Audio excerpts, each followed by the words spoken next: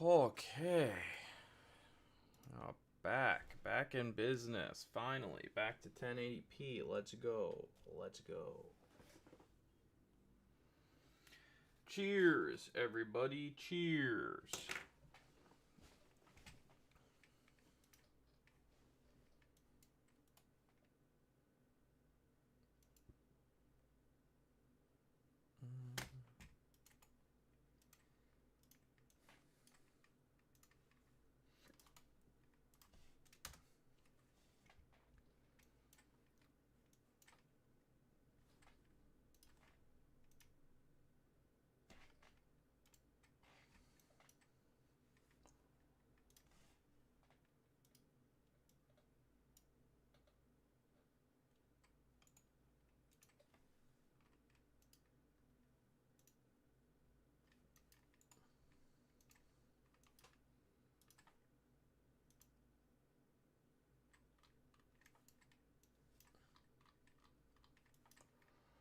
All right. Anyways, welcome back. Welcome back, everybody. The one individual, Rico. What's going on? Welcome back.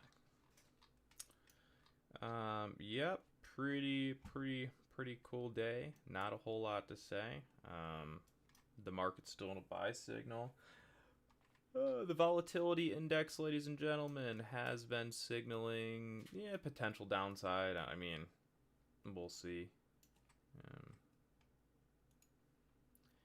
essentially the market's in a buy signal and the volatility index is up. That's not supposed to be the case. So pretty much that just means that people, the market, the world are buying insurance on the volatility index. Again, probably has to do with Jerome Powell speaking at 11:30 today. That's pretty much it. So yeah, if you're seeing things go down, again, it's really, we've been in a buy move, right? So again, we'll just do this real quick.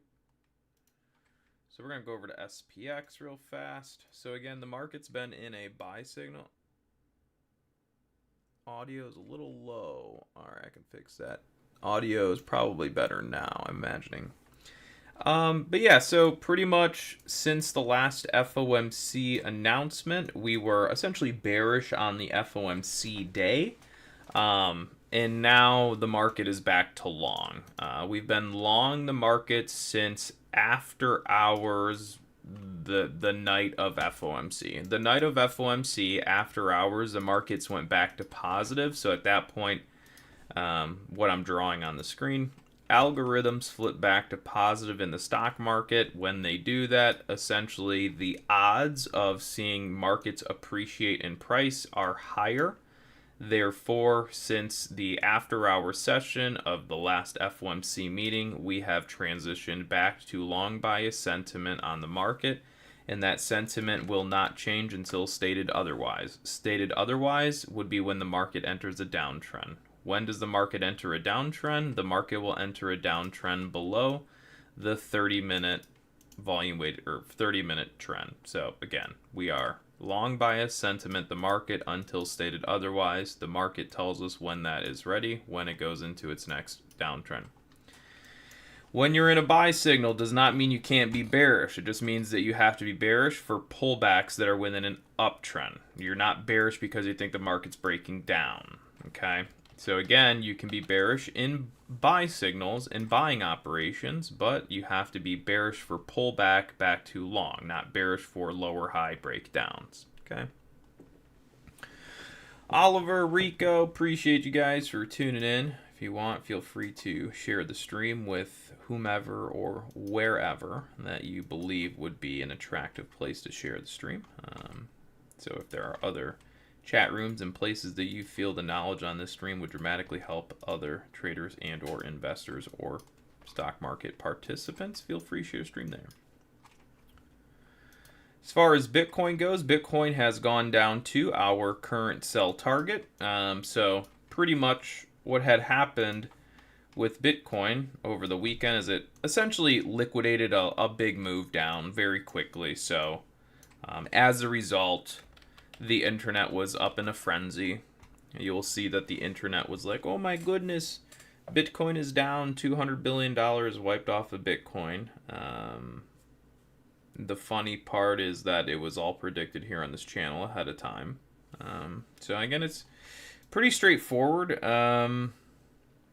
Streams from last week had mentioned, one second, I'll put it on the chart. Essentially pullback targets for our friend Bitcoin.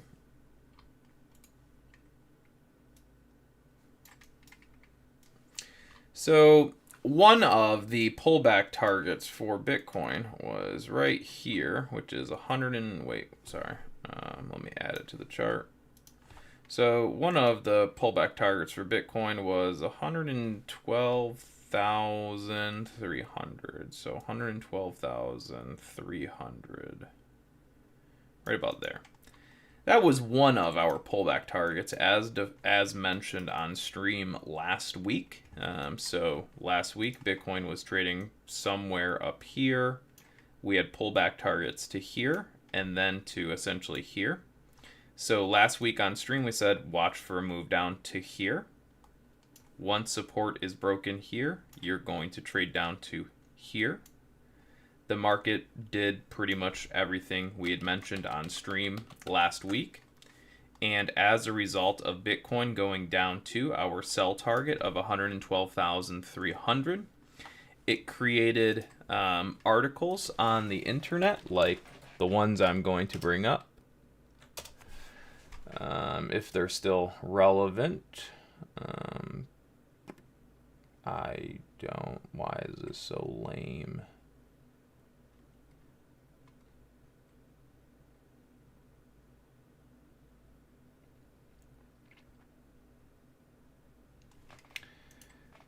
I'm sorry, guys. One second. I'm trying to find some of the news on. We're a couple. Well, yeah, we kind of. I mean, here's kind of some of it, right? So, last week we talked about watching Bitcoin sell targets to 112,000.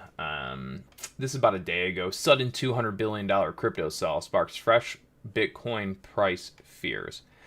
The sell-off did not. I mean, maybe it did, but again, the 200 billion crypto sell-off was mapped off a couple weeks ahead of time. The pullback target was mentioned days ahead of time, so it's not like that sell move was really unexpected. So again, it's talking about 200 billion getting wiped off crypto. It was talking about the market's fearful now that Bitcoin's at 112,000, even though 112,000 was the desired sell target. So you can kind of see how the internet's starting to kind of spread this fearful whatever going on. So kind of funny. And then also I'm looking here. There was this maybe. Was it here?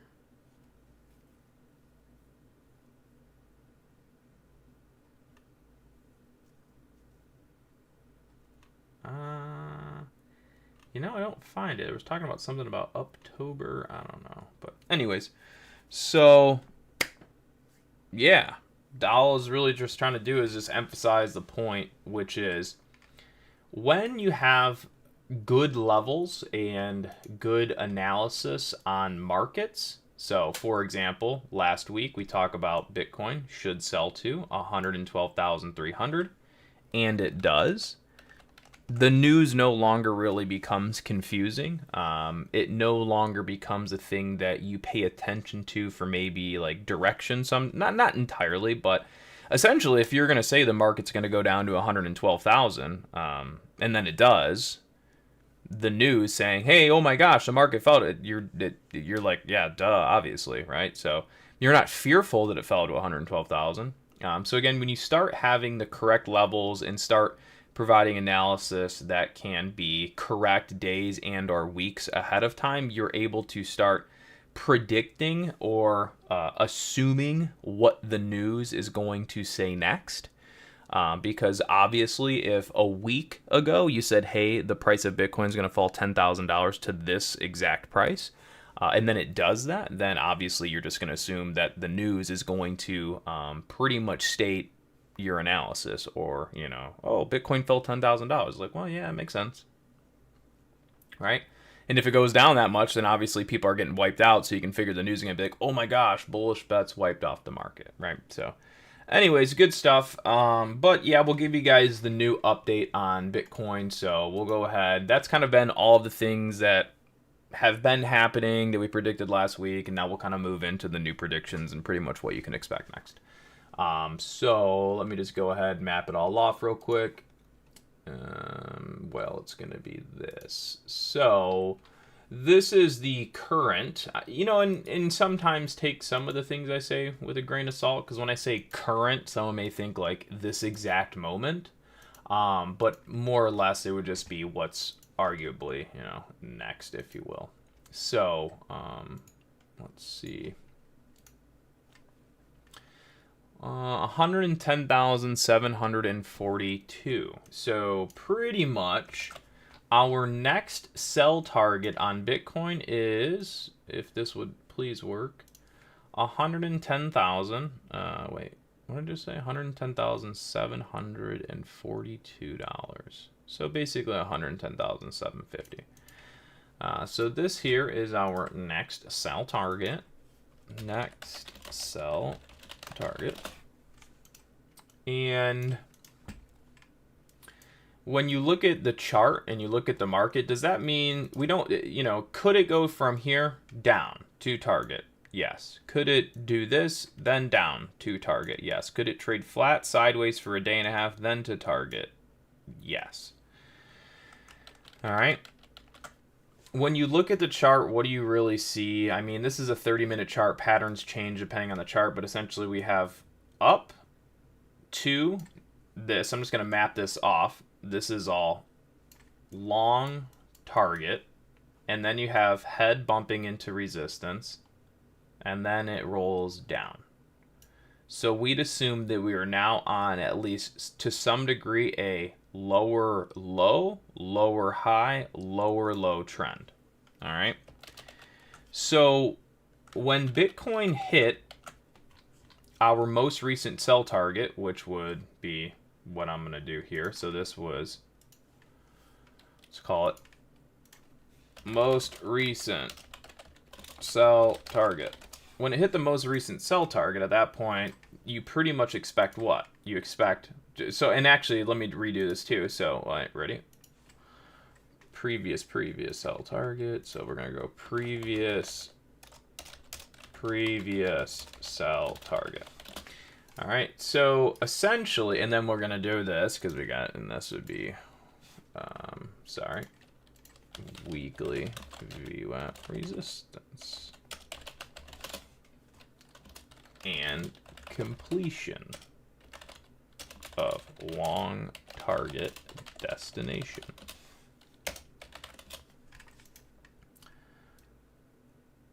I spelled that wrong. That's okay. Whatever. So destination long target. Fine.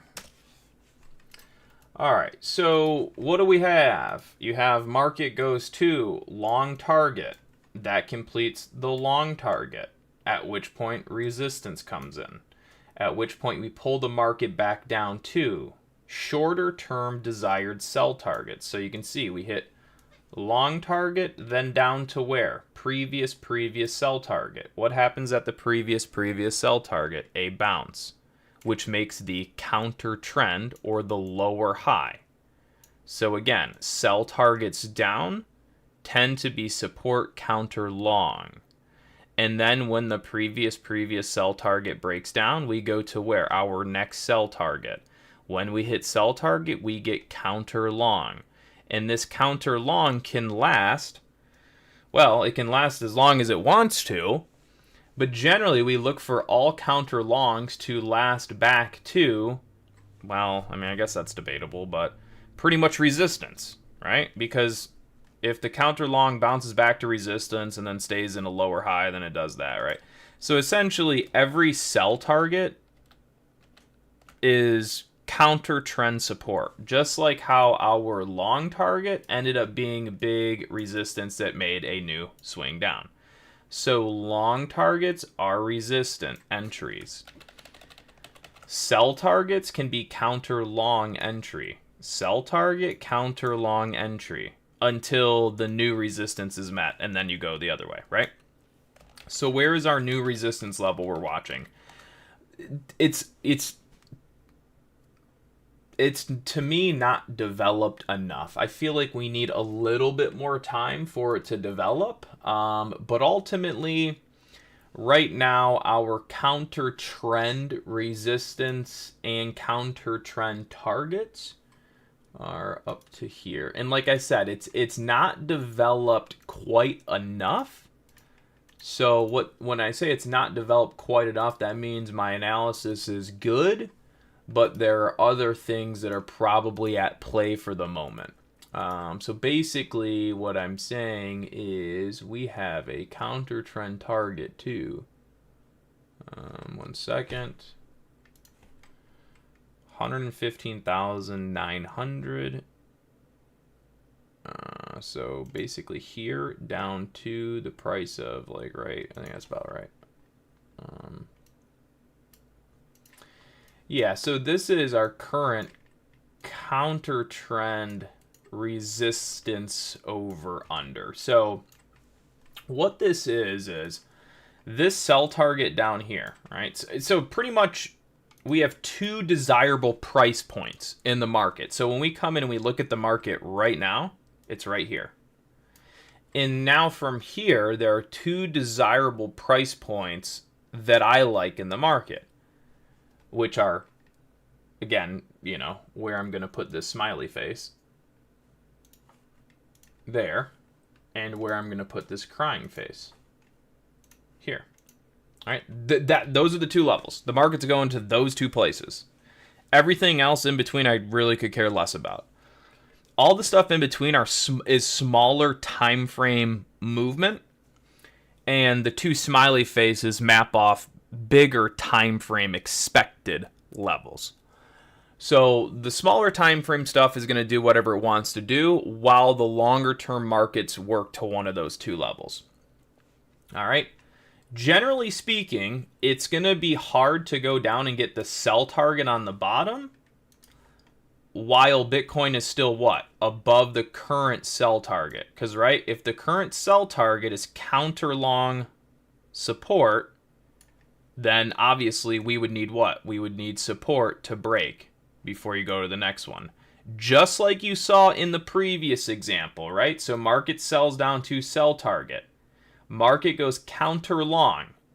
The next sell target, which is here, cannot be achieved until what? Till support breaks down. So now we're on counter long support. Next sell target is achievable, or is more likely to be taking place in real time when support breaks down.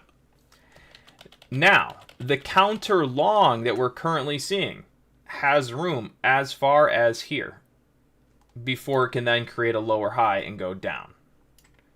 Granted, the market can do this and just go down when it wants to, right? All I'm getting at is that this counterbounce has room as far as here, and we would still look to be bearish at this price point in the market.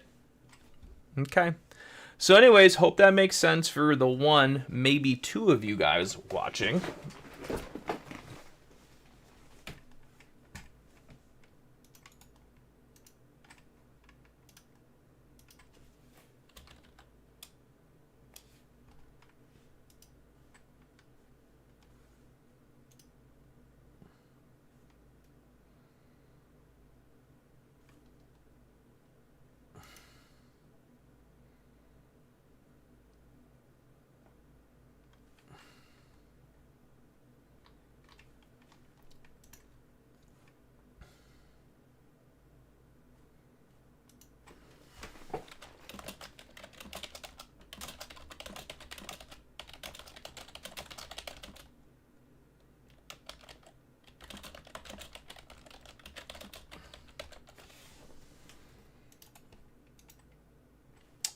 Sorry, give me a second here. I'm just basically having fun doing whatever I'm doing on the side here. I'm gonna send an email. I need to send an email, so just give me a second here.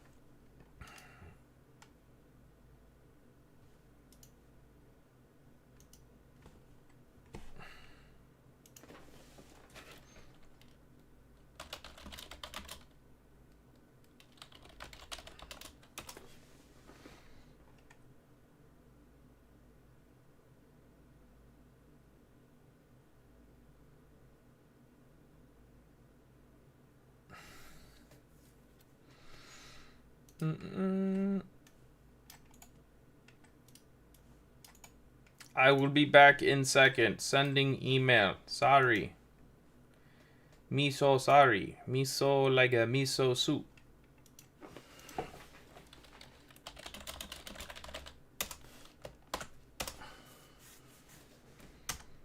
What the? What?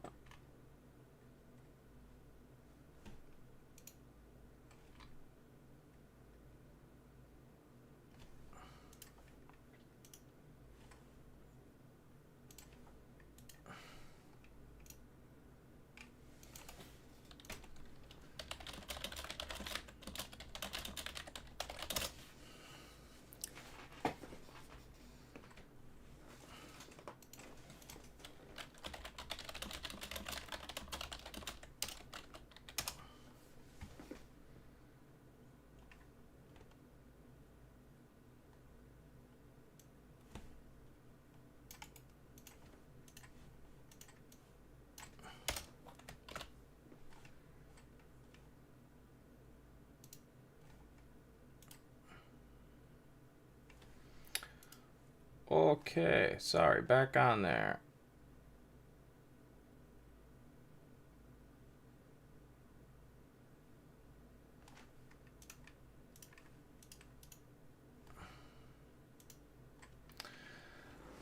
Oh, yeah, so anyways, guys, there it is, an Excel target, counter long targets. Now, for the two of you guys here, the counter long target,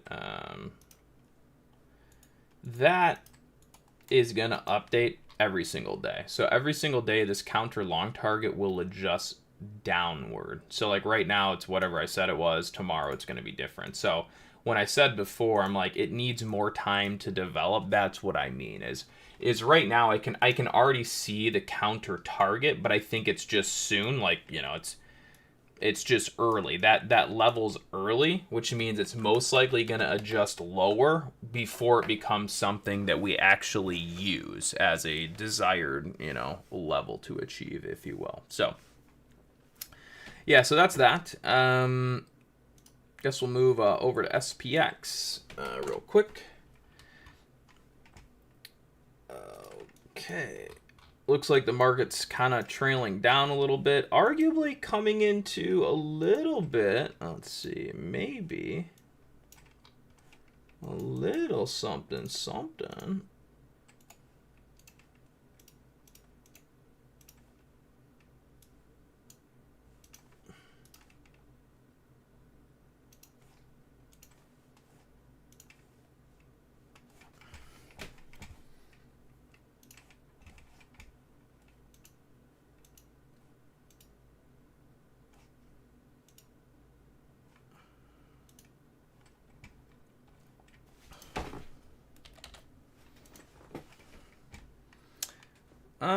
Yeah, I was gonna say, arguably, yes, you know, and the market could be at like a little bit of an over/under bounce spot. I don't think it's gonna amount to anything super. Well, it could be better. I mean, I don't know, we'll see.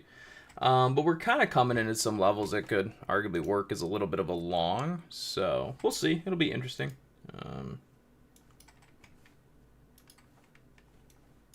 SPY might need a little lower. SPY arguably needs all the way down to 66526. So arguably SPY is going to be coming down some more there. Again, it's SPX is, well, SPX still didn't even get it. So SPX is kind of coming down towards a little bit of an over/under support right now. It kind of depends. If SPX ends up holding support, SPY's not going to go down. If SPY, you know, anyways. So these are all some kind of fun random ones right now.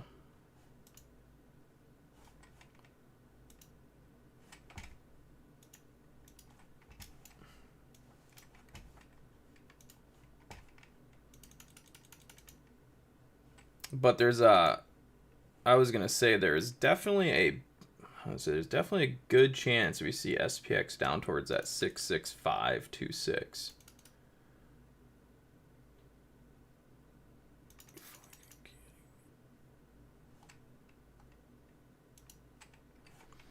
Yeah, so again, arguably potential move down to here.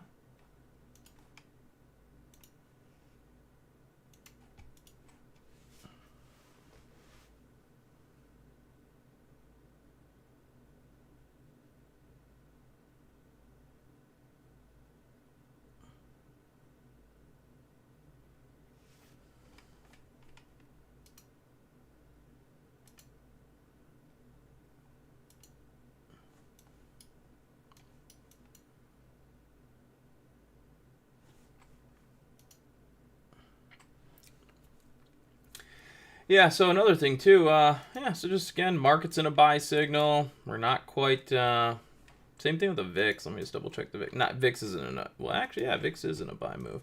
That's mainly because of whatever his name, Jerome Powell, and whatever he's saying today or whatever's coming out on the market. I'm really not too sure, but again, good chance we could see, you know, even this volume, again, volume weighted average price on SPY down to about, you know, 66525 or so.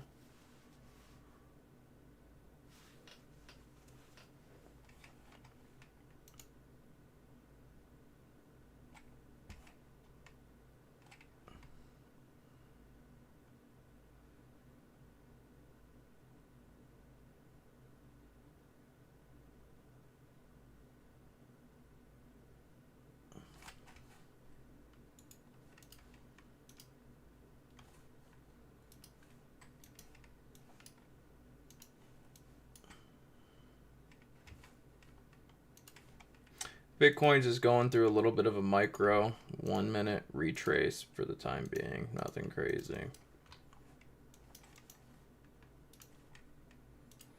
Yeah, so like right now on the chart, that's the micro 1 minute over under, if you will.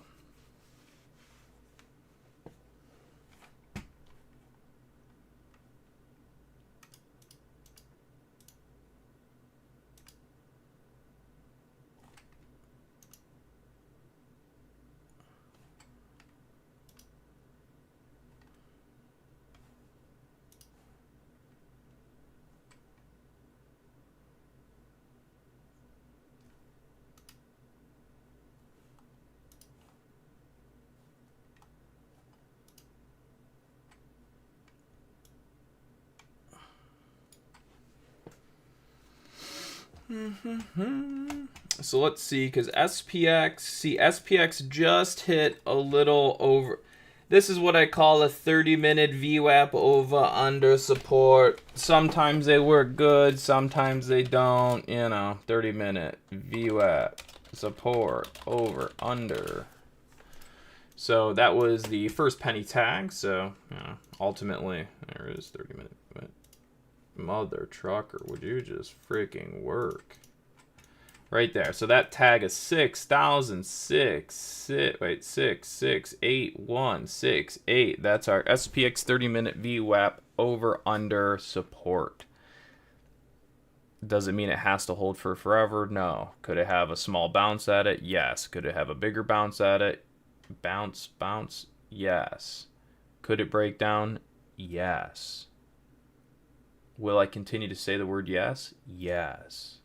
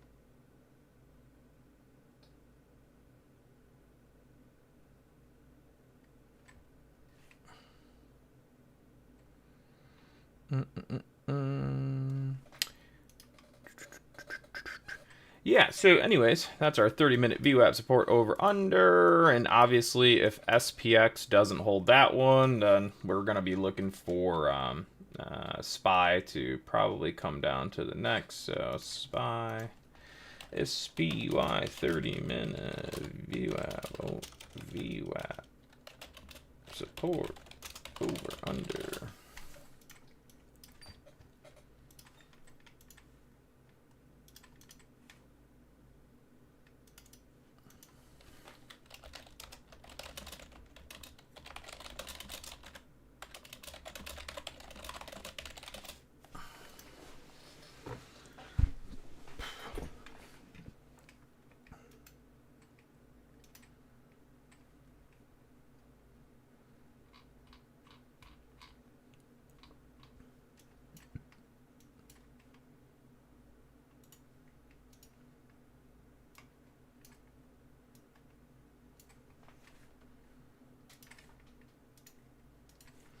So yeah, the current 1 minute over under is pretty much that new yellow box I said put on the screen. So yeah, as long as the micro 1 minute chart's below here, then the 1 minute micro downtrend's fine.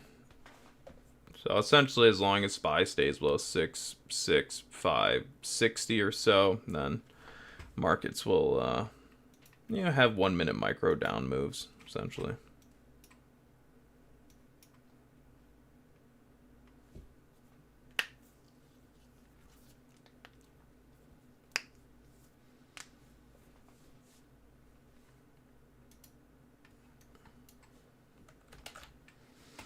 Alrighty, so here we can see SPX 30-minute over-under, VWAP over-under, one candle below, blah, blah, blah, blah, blah. Essentially, we're kind of looking to see if this gives up and SPY is just going to go lower, so.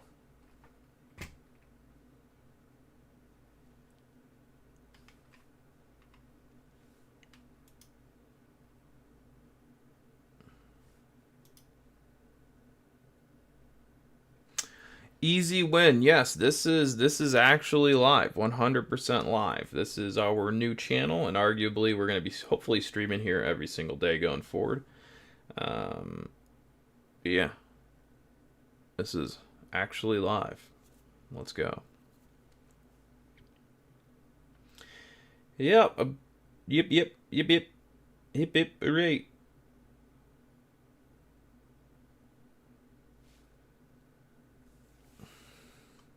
Yeah, I can't say there's, well, actually, I don't know.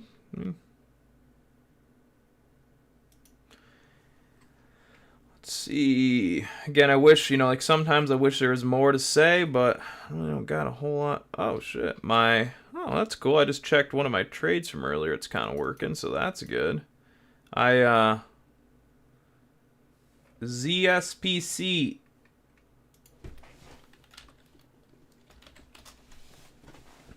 ZSBC, I took a wrong. I took a little bit long today on this one. Extended trading hours. Let's see. Entry is 1.66. So I'm currently long this stock right now with an entry at 1.66. So right there. So I entered on the 8:51 here, or well, that'd be 9:51. So right about there. So essentially where the vertical line intersects with the yellow line is where I entered long this stock today. So simply, this is a entry at what I would say is start of uptrend. So now I'm actually going to lock some profit on that one because that one is up 34% from entry. So definitely good to sell some of that. So I think that's what I'm going to do.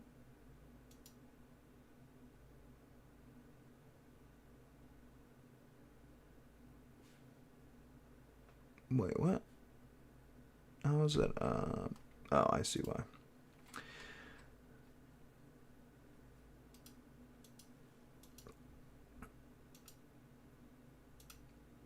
Yeah, 33%, we're going to lock pretty much most of that trade. I kind of forgot about that one, to be honest, and then I just looked back and realized I still had a position from this one. But it was kind of one of those ones where you're going to buy it and just kind of hope the uptrend started and went up, and I guess it worked today, so that's cool.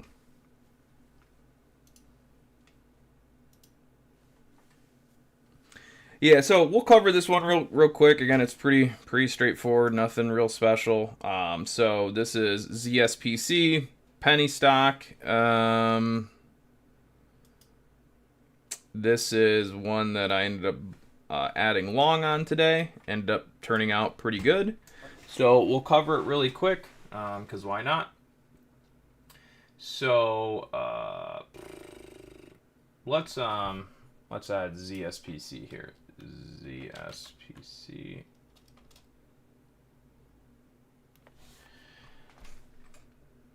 Hold on one second. All right, so ZSPC was a penny stock today. We'll look at the pre-market, right? So we look at the pre-market today. We see ZSPC blows up, whatever, blah blah blah blah blah. All right, so then we come in and we go, where did the uptrends that I think are important start for the stock ZSPC today? And so the uptrend starts for ZSPC are at the price of $1.64, and also here, sorry, I'm bringing up this chart here at 1 second, at the price of $1.65.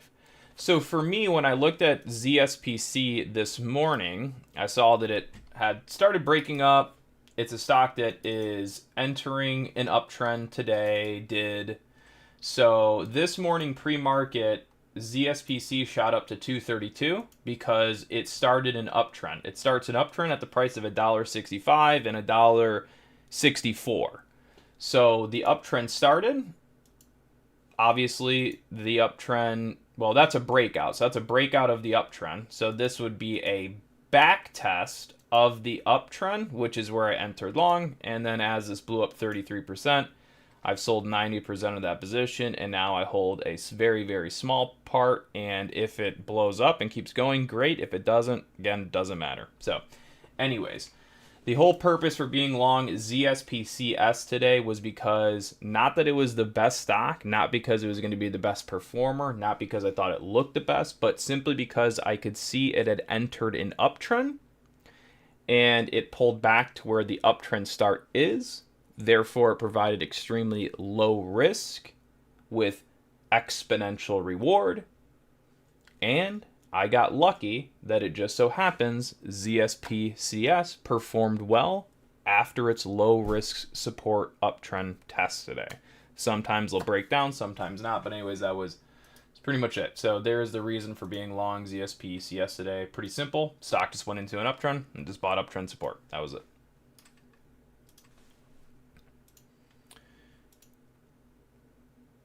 Alrighty, so yeah, that was that one. So I'm just kind of going through some of the penny stocks now just to see if there's anything that's moving in a way that makes sense to maybe trade, or if there is anything that is doing what ZSPCS did earlier, which is testing support, which provides this low risk trading environments. If there's any of that, then I'll take a trade. If not, then I guess I won't. So pretty much just flying through. And so, yeah, real quick, when I am looking at penny stocks, this is how fast I can move through the charts to see if something is, well, they also, I guess it kind of depends, kind of has to be zoomed in at the right spot, but ultimately can look through stocks pretty quickly. Like this one's in a downtrend, not interested. This one's in an uptrend, but it's nowhere near support, so not interested. This one is in an uptrend, not really near great. Oh, that was the SPC. Yeah, again, not at good support. It was earlier this morning, but not now, so no interest. SLNH already blew up, nowhere near support. SLE, nowhere near support. Sava, nowhere near support. MCRP, It has potential, but it needs catch up. So this is one you could put on like a side watch where it's like it's okay, gotta watch it and let it develop, and then maybe the setup comes. But still, it's a meh right now. JZXN. Actually, this one just had its no. Well, kinda. This one again, it's in an uptrend, started an uptrend, but it's one of those ones where it's not at support, it's a little away from support, it's just not which usually that's going to be the case. Usually you're not going to find the setup you want. This stock's in a downtrend. It's in an uptrend and a downtrend. The short-term uptrend's testing a longer-term downtrend, so this is just kind of one that's like, eh. And you can actually see I mapped this one off today, so I thought about this one. I thought this could be a candidate for trading, but it just didn't do what it needed to do. So, if we look at when we're looking at this one today, this is just one that never met the requirements for a long because, well, let me rephrase that. It did. So you see the two lines? The two lines are on the chart, right? So both of those two lines are uptrend start. So this one was, the first one was a 30-minute and the second one's a 4-hour. Ideally, for any sort of penny stock to move really, really abruptly and really, really strong, we generally need the 30-minute and the 4-hour to both be positive. If the 30-minute's positive, but the price is still below the 4-hour, that means it's not quite ready. So let me show you. So when we look at JBDI, so ready, watch this. So I'm bringing up the 30-minute. Ready? Where did the 30-minute go positive? Hold on. TradingView's being, or TradingView, I think, or Swim's being a little slow. Yeah, so today you can see that JBDI went positive on the 30-minute, which is very important, at $1.65. So I know that this is in a 30-minute tradable uptrend over $1.65. So let's bring up JBDI here on a pre-market. Oh, wait, it's right here. Perfect. All right, so when we bring up the pre-market, and the reason I say let me bring up a pre-market is because this 30-minute trend comes from a system with no pre-market, right? So you can see, obviously, the price gets over $1.65, but it happens during the extended trading hour session. So if you're looking at this chart function solely, you would miss the fact that the uptrend over $1.65 actually starts where? In pre-market. So look at, ready? So see how things are going down? Then JBDI bounces to where? The 30-minute over-under uptrend start. If over the 30-minute uptrend start. Boom. So this morning, JBDI did a 30-minute uptrend long trade. And that long trade on the 30-minute lasted as long as the 4-hour. Because the 4-hour would be what? The 4-hour is the next level. So you can see how we use the 30-minute to be long the 30-minute, and our next level of importance would be the 4-hour. And essentially, that's exactly where JBDI got stopped today. So this, what we saw, again, was a 30-minute uptrend long to backtest a 4-hour downtrend. So the 4-hour downtrend is clearly strong enough to keep the market down. If it had broken out the 4-hour, then we probably would have got a 4-hour long breakout tradable environment this morning on JBDI, but that was not the case. Okay. What's up, Tom? Good to see you. Good to hear from you. Happy you're tuning in. I hope to be here free and streaming for the foreseeable future. So we'll see about that. I know I said that in the past, but it seems that the streams are kind of back to functioning and working somewhat okay. So yeah. Anyways, I'm actually going to finish running through these penny stocks real quick. I won't do any explanations, and then because I just want to see if anything makes sense. IPDN, this one, no. And when I say no or I say it doesn't mean that there won't be a play or that something's not going to happen on that stock. It's just not meeting the requirements for me.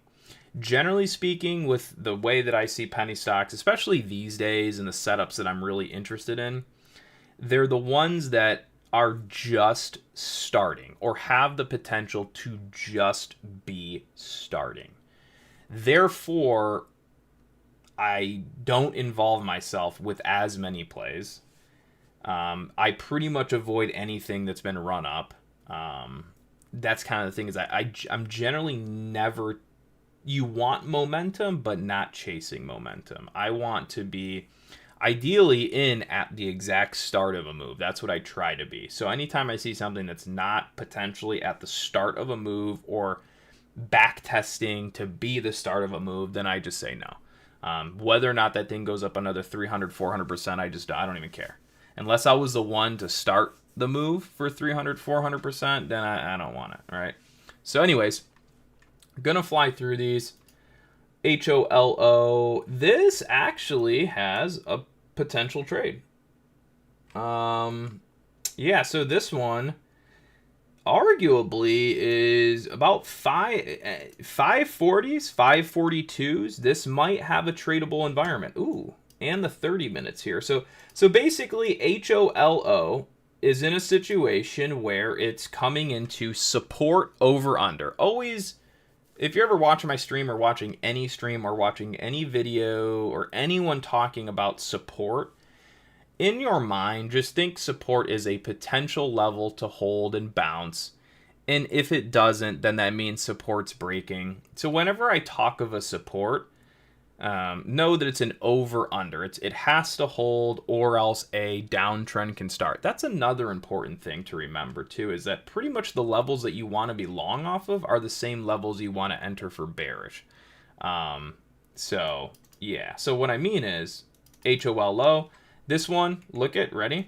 So this was in a downtrend, and then it came back to the downtrend resistance over under, and then did what? Then it broke out into an uptrend. Now it's pulled back, and where is the over under? The over under is where I'm drawing to, right here and up. Okay, that's your over under. So essentially, as long as the price of 555 holds on HOLO, then the 30-minute uptrend's intact. So the 30-minute still has a potential tradable long environment near the 555 price for that 30-minute chart to stay intact. Yeah, 1 second. Dang it, did I mess something up? Did we hit our support and forget to get long? God damn it. Well, either way, SPY came down, 30-minute support. I'm going to take a small little scalpable long up here because why not? It's probably got some. We might have to pull it back for a higher low. That'll be fine. I'm not really worried about that. So yeah, anyways, already scalped small position on this with this candle moving up. And because, again, we're coming out of the support, why would you not be long at identified support, obviously? So but now we'll look for the markets to maybe create a higher low off this low that we can trade into. Pretty straightforward. So we're going to anchor this low, and we're going to do something like this, and actually what I should do is I should hide. No, that's fine, that's good. So yeah, we're just basically bouncing the market up now after hitting that sell target I talked about, and now we're just looking for longs up and then any sort of dip to scalp long back into for the moment. So pretty much any higher low in the market built over this is fine. So essentially we are long because 30-minute VWAP support over under, aka breakdown target of SPX 30-minute over under, blah blah blah blah blah support, right? So now it's bouncing up. Now we are cool with any higher low. Okay. And also, well, yeah. So pretty much that's that. This is a bounce off the low, and once it runs out of momentum, which generally they eventually do, then you're going to be looking for higher lows. And when I say higher lows, it's not that you're looking for a higher low to be the be-all, end-all. You just know that as far as chart formations and patterning goes, if this was going to keep going in that direction, then obviously, A, it has to keep going that way, but also it's going to have to do what? It has to be higher low, higher high. So if we want it to go higher, we have to hold a higher low. If the people that want it to go lower, then they have to keep it from holding a higher low. So we basically have a pullback target on the SPY right now down to pretty much where I'm looking at, which is, again, as low as 66539 to 66527. So, yeah, pretty much that's good chance where we can see SPY trade down into, and then see if there's any bit of support that can be developed in that area. So right now the bears are working it back down towards those 1 minute micro support over unders, right? So yeah, pretty much you just kind of expect that this move up pulls back to either here and or down as far as here, and then we'll see if support attempts. If not, then we're gonna go lower, right? So that's pretty much exactly what's gonna happen. I hate to sound, super cocky about it, but again, it's once you watch it long enough, there's really only so many scenarios that can take place, which is either things go up or things go down. That's it. That's literally it. Things don't trade sideways. When they're trading sideways, they're still trading up and down a little bit.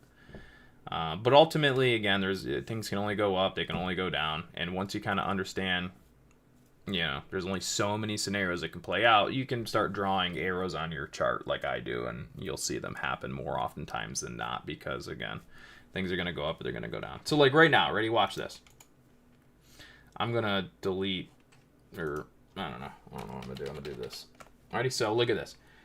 So if the market does not go down into the yellow box and pretty much all the spots I said it would go down to, what's it going to do? It would go up. Well, where's it going to go up? It would go up to where? It will go up to pretty much where I'm going to say or show. All right, so the target on the upside in the micro would be here. Because why? Because for all of or any of the volume that may be shorting this high, this where I'm pointing to is kind of their, call it a max pain, right? So if we're not going to go down to here, then it's going to pop up and screw over the micro 1 minute traders. All we're really doing right now is screwing with everyone who got long this move, and we're going down to attack the volume weighted average price of that move.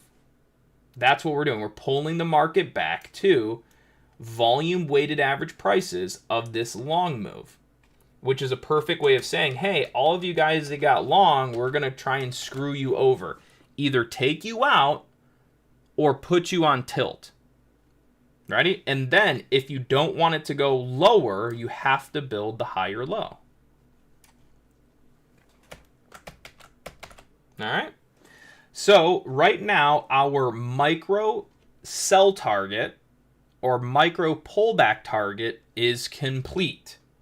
So if you were selling this move down to that target, you would close your short out. If you close your short out, what are you going to help do? You're going to help add buying pressure. Anyways, so I don't want to get too much in the weeds because that's what I always do. I end up rambling and talking so far into whatever. But anyways, that target's done. So our sell target for this move is complete. Now we're kind of back to scalp long. And with our scalp long, this one's kind of like but just the way that it's set up, I don't care for, but our targets for the scalp long would be pretty much here. This box. The start of that box and the high of that box. That's as much as we'd look for on the scalp long off that last low.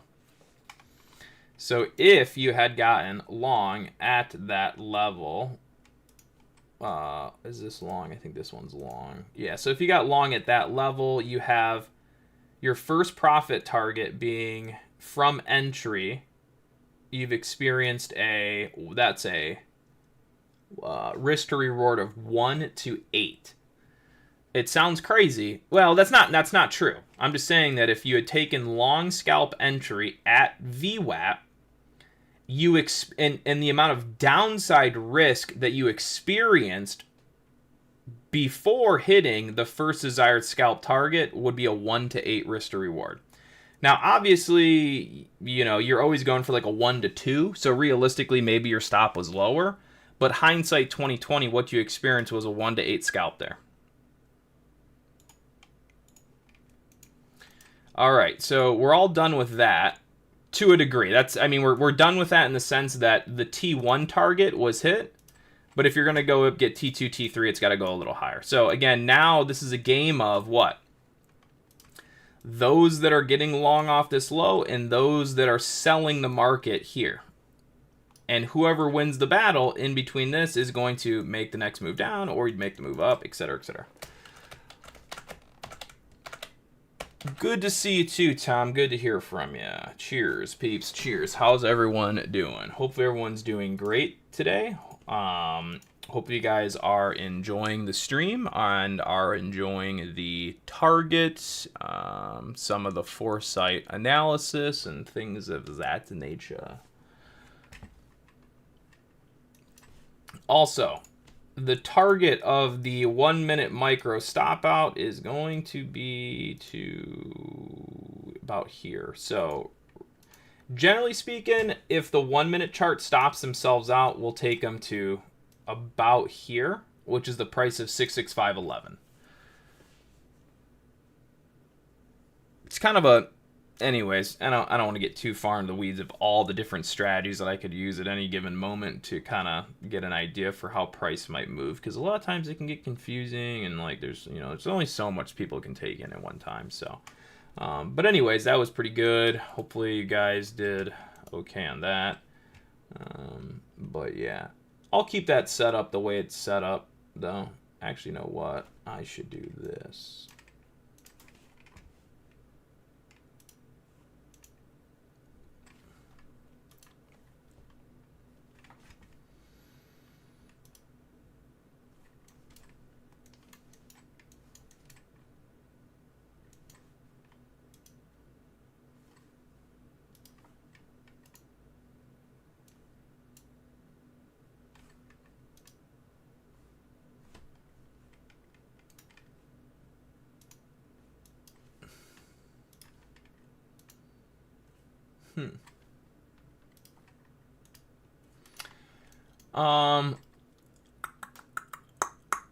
Yeah, I was gonna say, yeah, I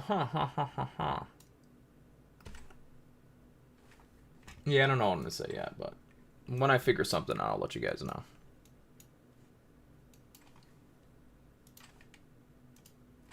Wonder if we're doing a 5 minute. Could be doing a 5 minute long pop here.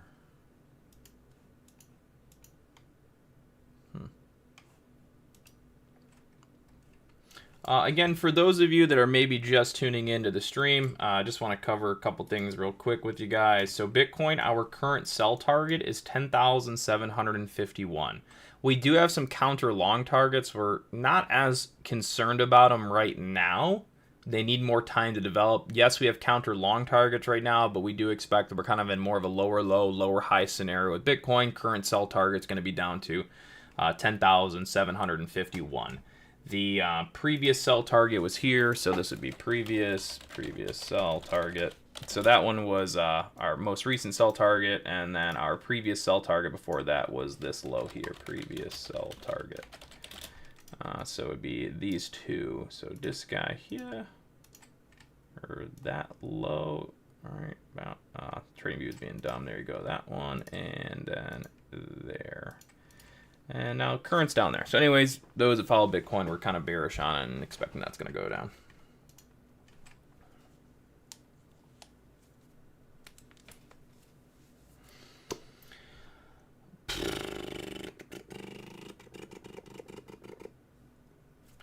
Okay, cool. So that's that. Well, I guess we'll move back over to SPY.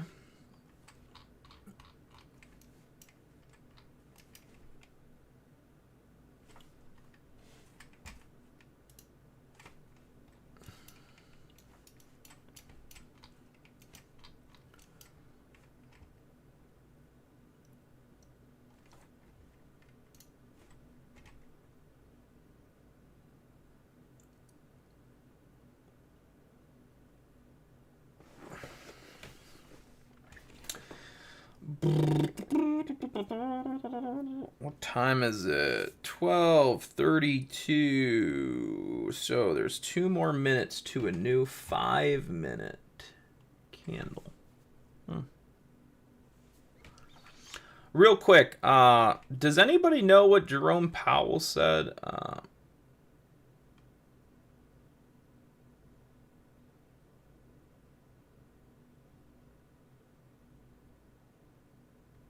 Yeah, does anyone know what Jay Powell said today? I'm not even watching any of it, but if any of you guys know what Jay Powell said, Maria C. I trade a little bit of everything, sometimes some futures, sometimes equity, sometimes like UPRO and things like that. Yeah. So sometimes in pennies, a little bit of everything. Put it that way, a little bit of everything. I'll do a little futures here and there. I'll swing trade some like UPRO ETF on the market when we go into buy signals. Sometimes trade a penny stock, just depending on the setup. But yeah, pretty much a little of everything.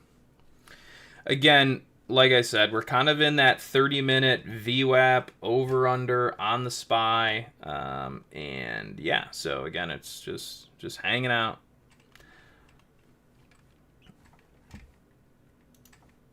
So this last pop, I know, yeah, I mean, I didn't have it mapped off on the screen, but again, this last pop you saw, what is it most likely doing? It's most likely attacking levels on the upside from the previous high and so on and so forth. Alrighty, so this right here is our 1-minute volume weighted average price over under. It's not populating on the screen. That is weird. Wait a second.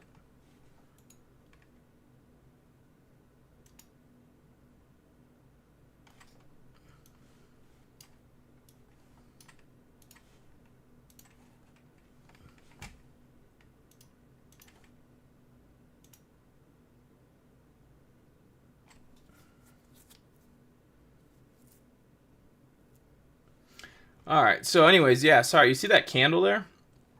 I don't know why it was so abrupt, but essentially, again, this is, you're looking at this high, the key volume trend of that high would be where? Right here. So if the 1-minute market is going to keep a lower high intact, this is where they have to lower high it. So you see how that lower high came in right there and slapped the market down? I myself, now there could be some news and something else going on, which it looks like there is. Maybe something is happening just based off the speed of that move. Regardless of the news that came out, the level was always the same. After this long went up, created a high, we pulled the market back. The key volume trend of this last leg was where? It was here. AKA 1-minute lower high resistance potential. Bang. And it looks like they may have timed that up with some sort of news. Maybe Jay Powell said something. I have no clue. I don't even care. I'm not even paying attention to whatever they're saying.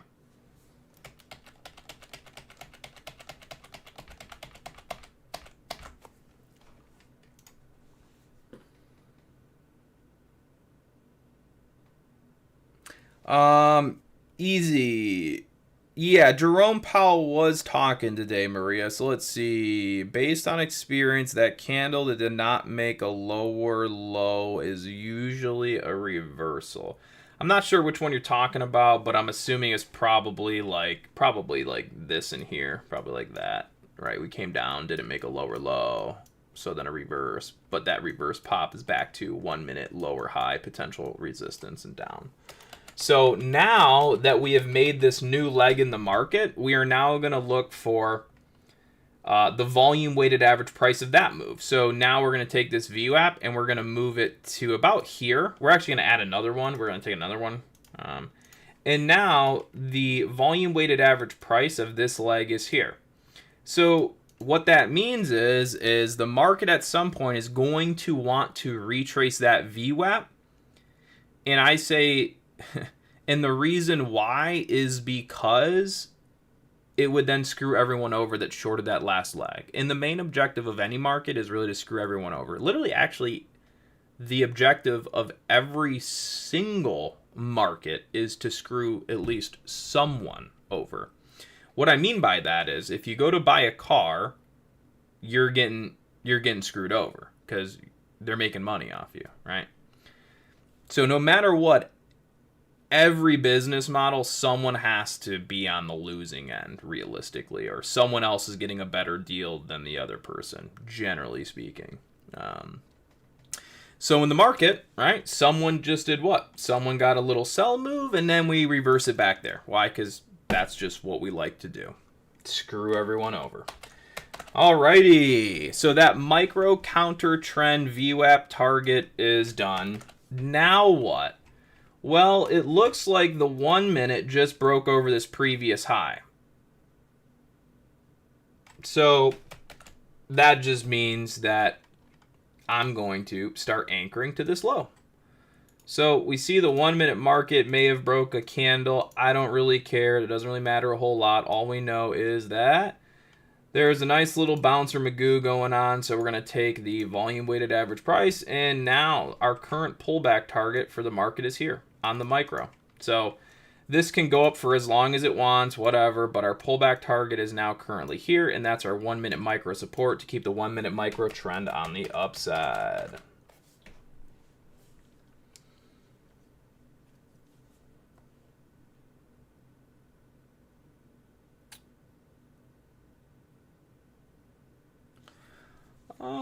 Yeah, so that's that.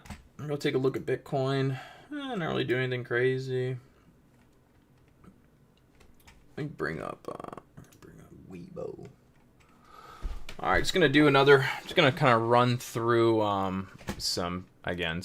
Wait, where did my other chart go? Just gonna run through some penny stocks real quick.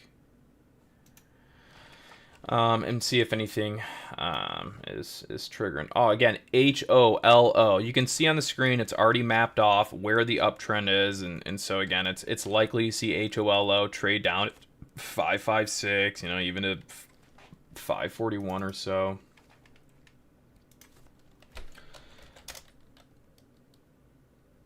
SLE, no interest. IBG. Really no interest for the moment. IPDN.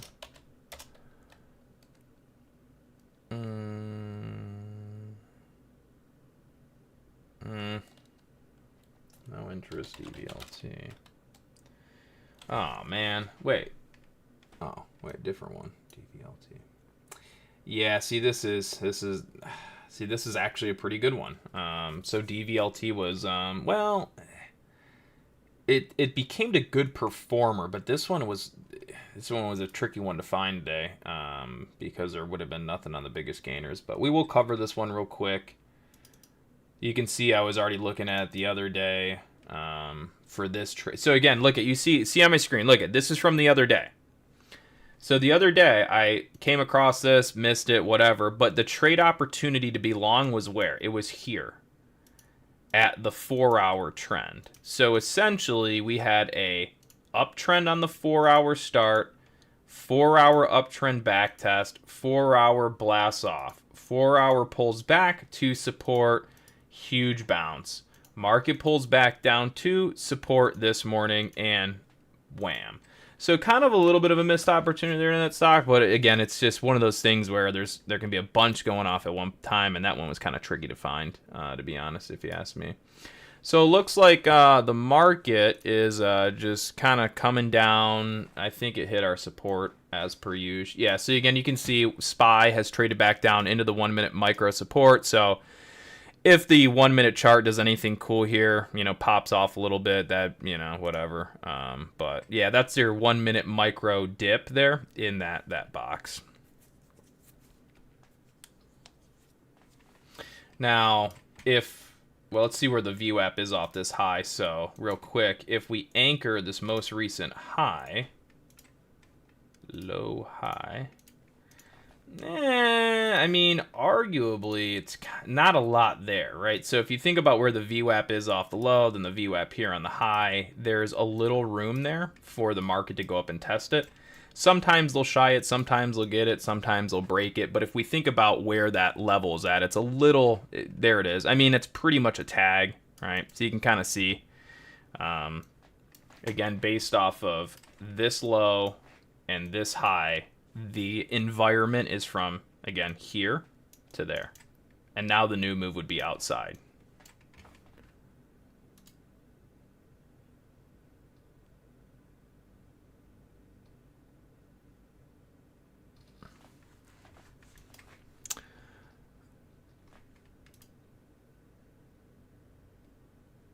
Welcome back. I've been in the same place. Again, we had some issues streaming on YouTube for gosh knows how many years. Now I'm just using a new channel because the other one's been axed, if you will. So, yeah. Cheers.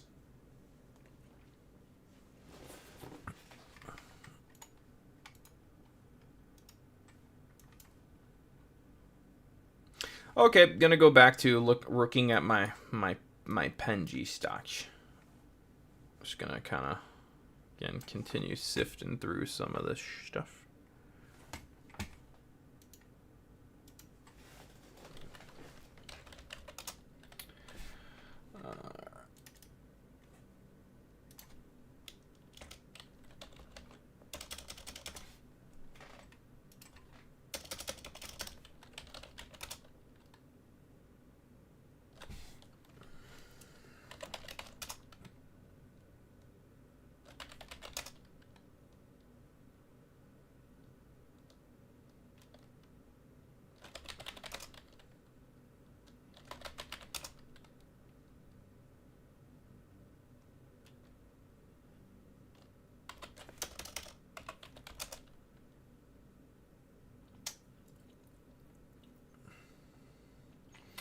Oh yeah, here's another stock today, pretty decent setup. So CTW. So this is even one that might still work a little bit, but again, you miss the entry.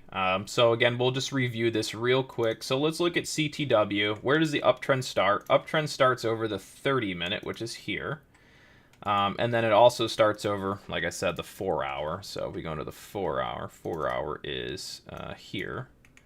All right, so these are where the uptrends start.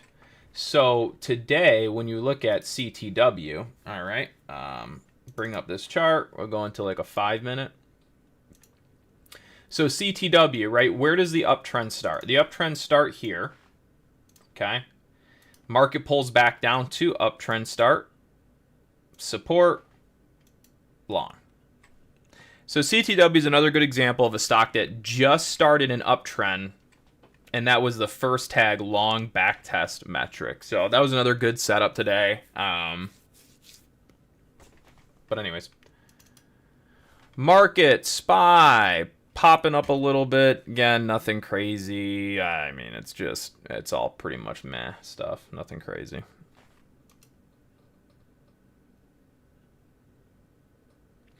Anyways, thanks Aldo. Appreciate it. Or Aldo. Appreciate you coming back on the stream, yeah. Alright, just going to keep kind of sifting through some of these random stocks, see if somehow something is triggering a long tradable environment, which, not yet.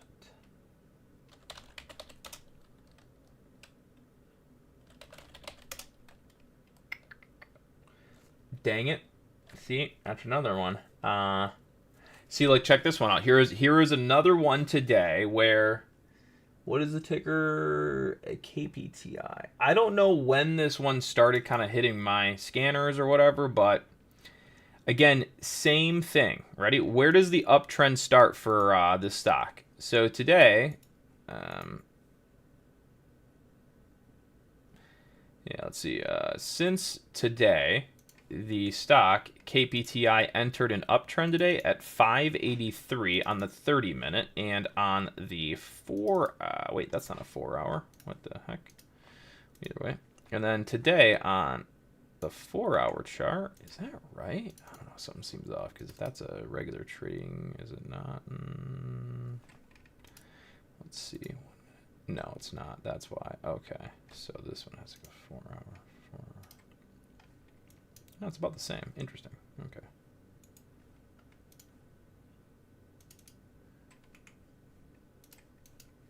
All right. So anyways, sorry. KPTI, great example. So look at, zooming in, KPTI does what? Starts an uptrend today, once above the price of 580 and also the price of 638. So as the price is coming up through the 30-minute or the 4-hour, you could get long because you say, well, it's starting an uptrend. So does the uptrend work? Maybe, maybe not, but you take the risk, and there's another great one today, KPTI. But anyways, yeah, market, ES, SPY kind of going up a little bit. Again, nothing crazy. Pretty straightforward stuff.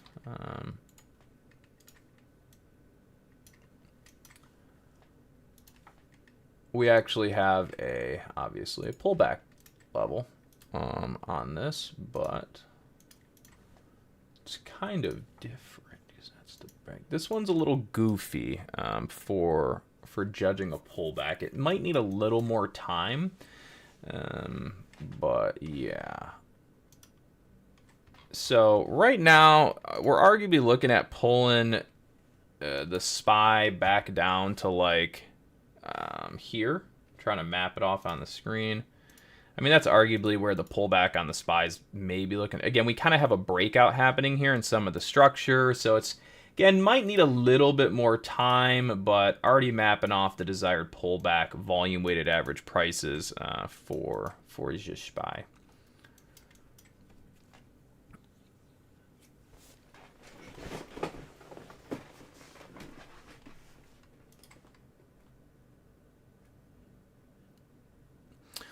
Oh, yeah, should. ATAI, I have a small position on that. It's up 300%. So that's cool.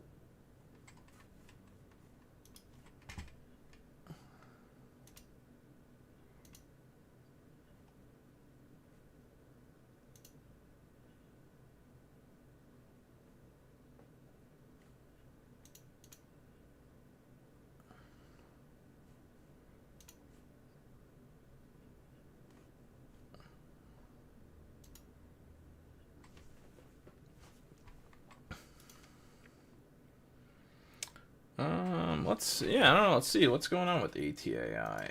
ATAI. Yep, that's up pretty big. Let's see. Did it start a new uptrend today? Let's just for, because based off the way that's moving, I mean, it's either a continuation of a move, obviously, or a start of a new uptrend. Just based off the way that's looking, I would imagine. All right, so let's type in ATAI. Not quite, but well, yeah. Never mind. It surely was. Yeah, because I mean, well, whether you want to call it a back test or not. So yesterday in the after hours, ATAI tested 4-hour uptrend support. So again, if you look at essentially from here, right? So market goes over the 4-hour. This is the first back test of it, and then that would be 4-hour long and ATAI. So doing as it should, 4-hour uptrend hold, blasting off, fantastic. Thumbs up on that one. Yeah, again, I'm not sure if it's news or something, but yeah, I can see there, right? They've held the uptrend and now they're blasting it up, so that's good stuff.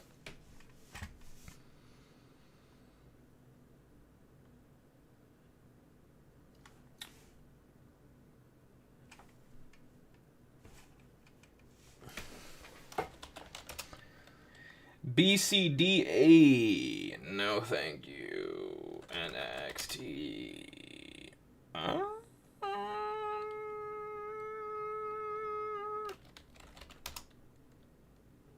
Ooh. Kind of late, though. Kind of late for this one. Yeah, I mean, there was a little bit of a trade setup here on the stock AREB, but we're kind of late. You know, the uptrend started on AREB at 80 cents and at 74 cents. So if we wanted to be long this stock, we needed to start getting long pretty much in this area that I'm highlighting with this box. All right, we needed to be long somewhere in there if we want to be long this. Now it's elevated risk.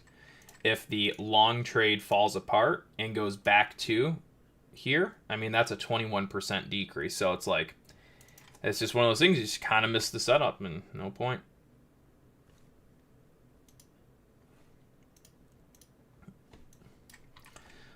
Alrighty, folks.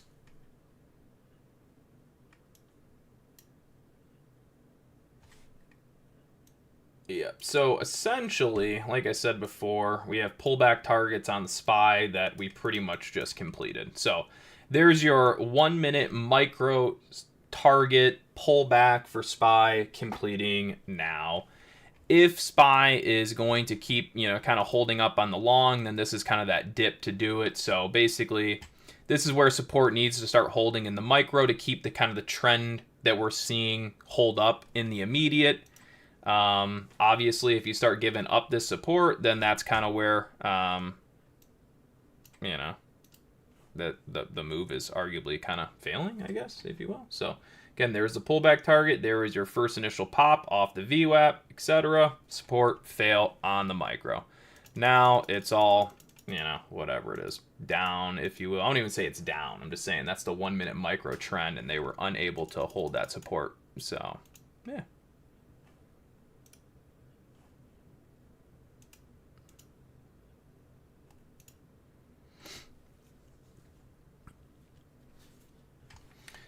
All right, now that means what? Now that means we're looking at this volume weighted average price here. We're already hitting it, so it's already the next one. So this would be your next kind of target on the downside. Very small, but anyways.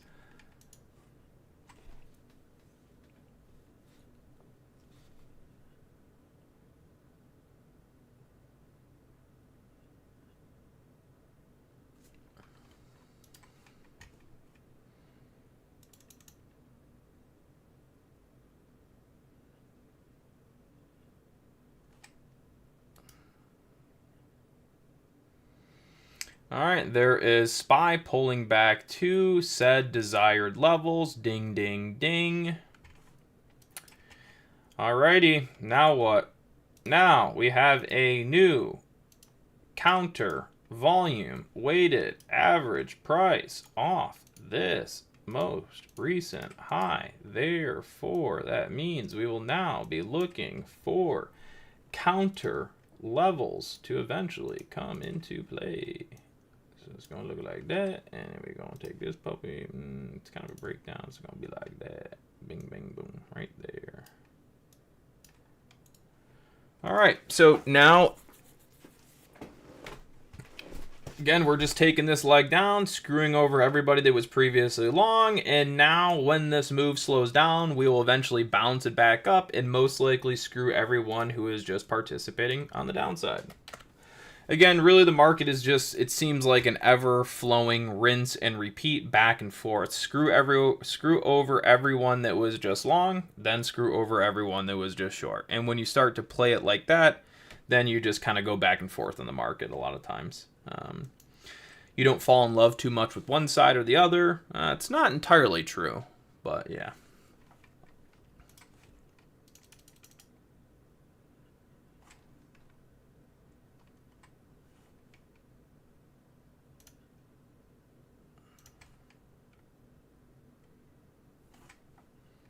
Yeah, so I was gonna say now our kind of our target for our next pop back on the SPY is gonna be this yellow box.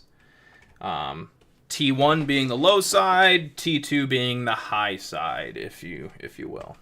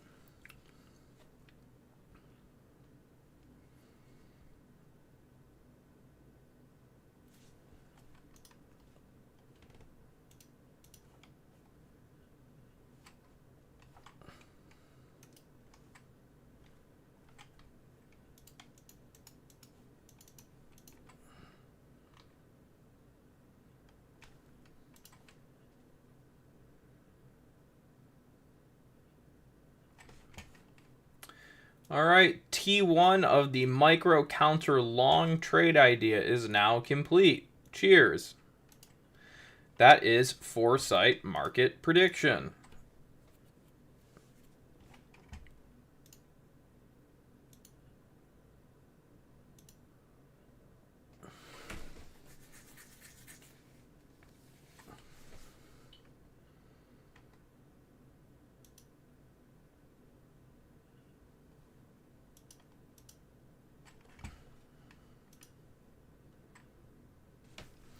You do NQ futures, from time to time, I guess you can say.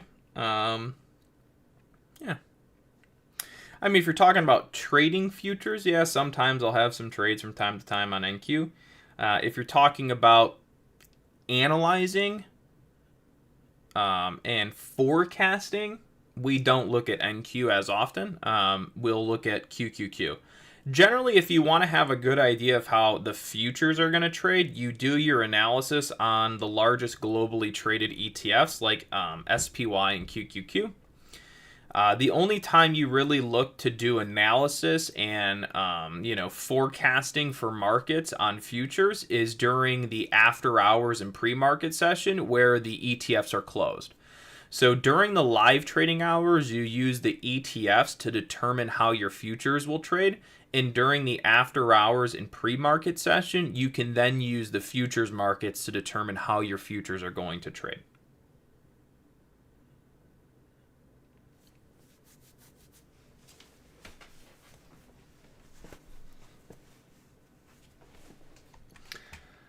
Again, there we have it. The counter long target back to 1 minute micro resistance.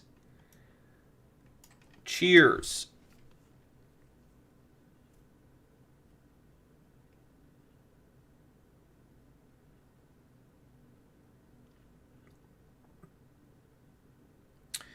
Ba ba ba da ba ba ba ba ba ba ba.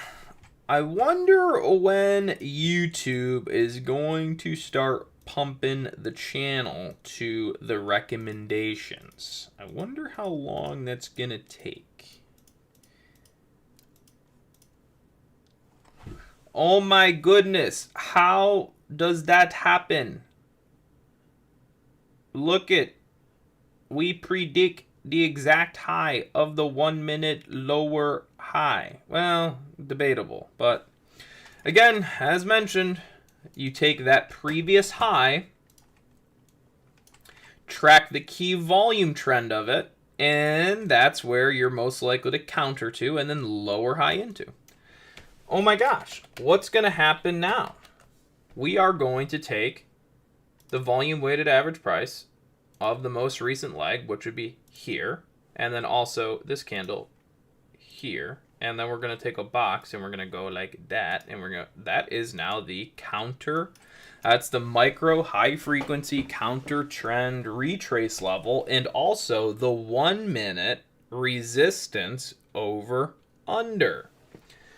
So as long as the market stays below this, we stay down. And any pop is just a pop to here. That's it.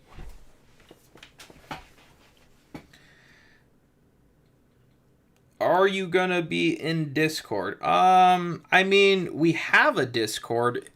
We no longer operate a free Discord. It's just private, and I am in the Discord along with our private stream. But ultimately, we don't have a free Discord anymore. Yeah, so.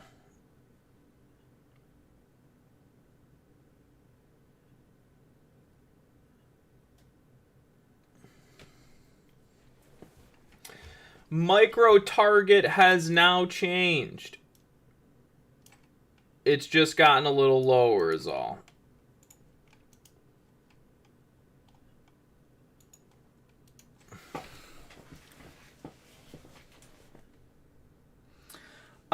There's really, I would say there's, again, we're not, I mean, you'd have to be in our private group, which means you're paying, and, but, you know, I'm going to try to be here streaming more often, on YouTube, But again, I would just say there's no point of going to our Discord. Not that there's no point. I'm just saying, it's a private group and you're gonna pay. But I'm gonna speak to my business partner here and see if there's a way where I can just be on YouTube streaming more often than arguably in our private group. So, yep, still Boiler Room Trading. BoilerRoomTrading.com. We might change our name here to Boiler Room Network like we're doing on YouTube. Do a small little rebranding, if you will. Haven't really pulled the trigger on that fully, though. Again, guys, we're just in a little bit of a micro down market. Pretty straightforward. We have a counter retrace to the yellow box on the screen when the market wants to do it. We don't make up the rules. But again, it's micro bearish. Nothing to say here.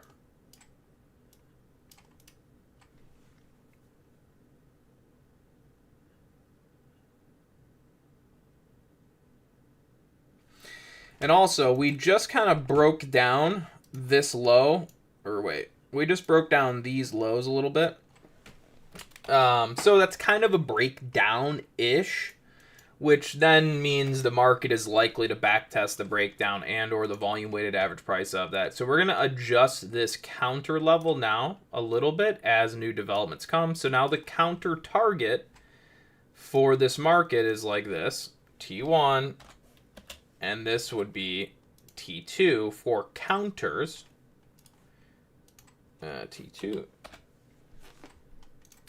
And then, well, I mean, realistically, there's 3 of them in there. It's T1, T2, T3. But ultimately, it's T1, T2, and yeah, that's it. So you just expect that when we're ready, it's going to pop up T1. If we clear T1, we go here and or T2.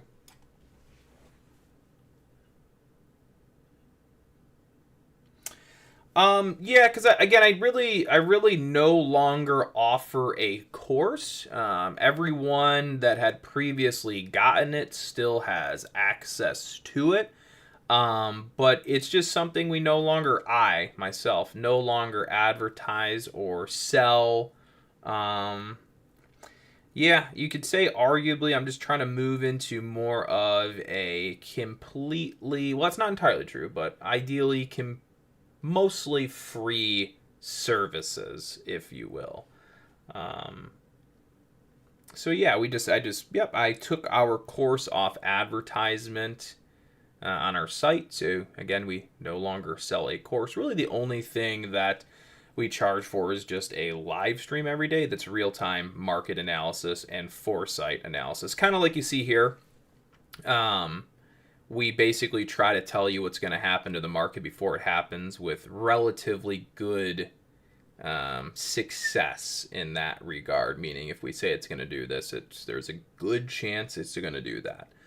So that's really what we charge for, is we charge for being able to tell you things in the market that will happen before they happen. Or help you identify what's going to happen in the market before any mainstream media news outlet. We try to tell you Bitcoin's going to go to 112,000 before CNBC says Bitcoin went to 112,000 and liquidated 200 billion in the markets. That's kind of the objective. So again, there's your counter targets back to T1. Well, T2 again should be lower because there's 3 of them, so T2 would be here, etc. All right, so there's your counter target.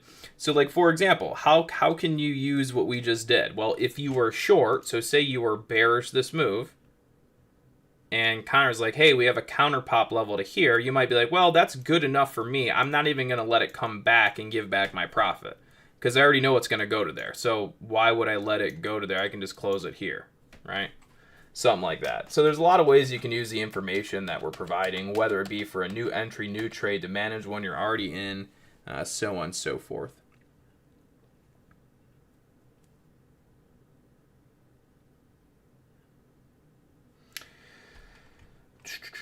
So the last level to test of the previous leg would be here, right?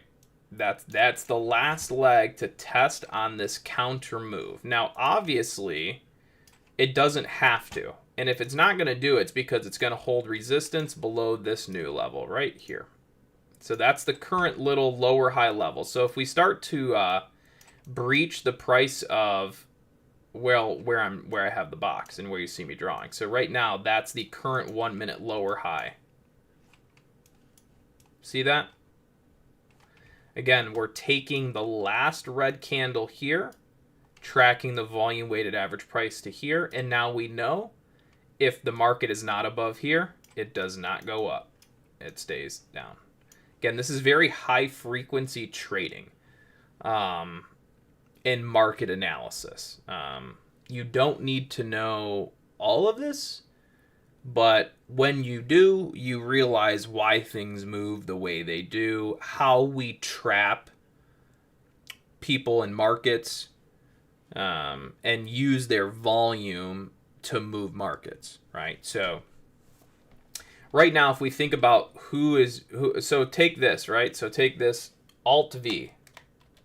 So from that vertical line I added on the chart, right? That's only people buying and then people selling this. So now it's a trap market from here, right? And now we've cleared this VWAP. That VWAP on the top is most likely a target. And there you go, complete. You see, it doesn't look like a lot, but again, you can see what happened, right? See how we cleared the VWAP on the low, whatever one I'm drawing on, and then that's what once the market accepted above. Hold on 1 second. I know I do a lot, and that's because I do love this stuff, and I do love to try to help and not gatekeep as much as possible. But again, so you can see we had VWAP off candle here, price 66494. Once we clear that, what happens to the candle? You have the stretch, the move from here to here, right? So now all of that pretty much just means what? That our counter long retrace of this last leg is now complete. And if the 1 minute chart wants to stay in a downtrend, this would be where they need to keep that, essentially that downtrend going, if you will. So this is now like from here. Gosh, trading view, work, down, counter. Now, if the lower high is to commence, this is where it has to happen. Or else we start looking at moves back up and targeting things higher. But essentially, this is that opportunity for the 1 minute market to remain in a lower high. And if they don't, then they got to start being skeptical that they're going to get forced up. So this is, again, that's it, right? So if you think about it, here's your high. Market went down, countered, down, countered, down. Until we stop doing that, right? Oh my gosh, how is it that we have just predicted, once again, the counter long level and then the new start of the start of the new 1 minute lower high? Almost to the penny. That's crazy. That's wild. That's crazy. It's almost like this is what CNBC should be doing each day.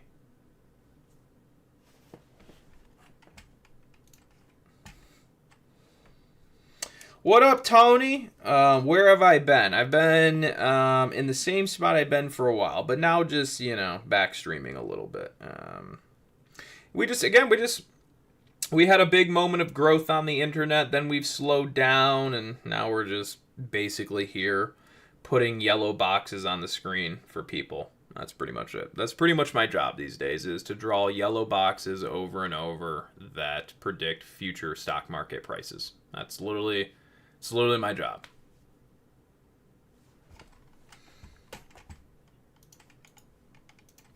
Where's this going to go? Back up. Why? Because, well, it's got to test everyone that just sold the last leg. So where's the VWAP? The yellow box. Oh my gosh. How did we know? I know I was a little late on that one because it kind of started happening, but, whatever. What's going on with Bitcoin? Bitcoin is going down a little bit. Are we surprised? Not really. Why? Because obviously it should be going down. All right, maybe not obviously, but But yeah, so Bitcoin again, sell target right now is like 110,000 something. I don't know. Let's see. I had it. I did have it, but now it's not there. I don't know what happened to it. It's on another chart. Yeah. 10,751. 10,750. That is right. Pretty much there. Well, stupid trading view. 10,007 something.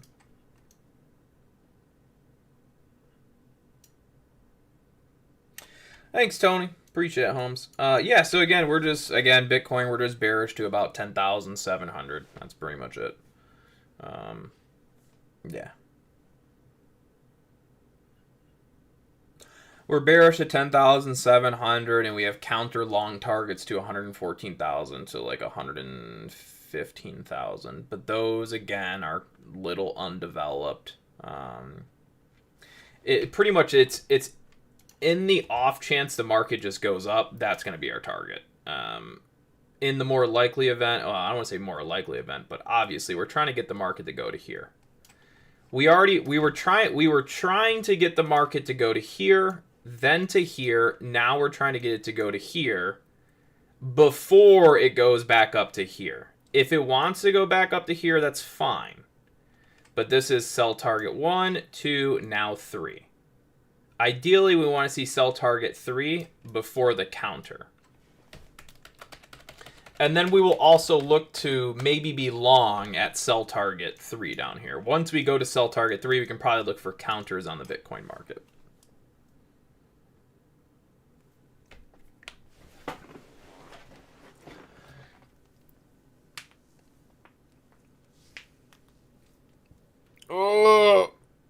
Again, make sure to share the stream and Learn, Plan, Profit with Ricky Gutierrez and their group. We love them. We think that group is amazing. We love Ricky. So if you guys are in there, again, just make sure to provide good, free educational content where need be.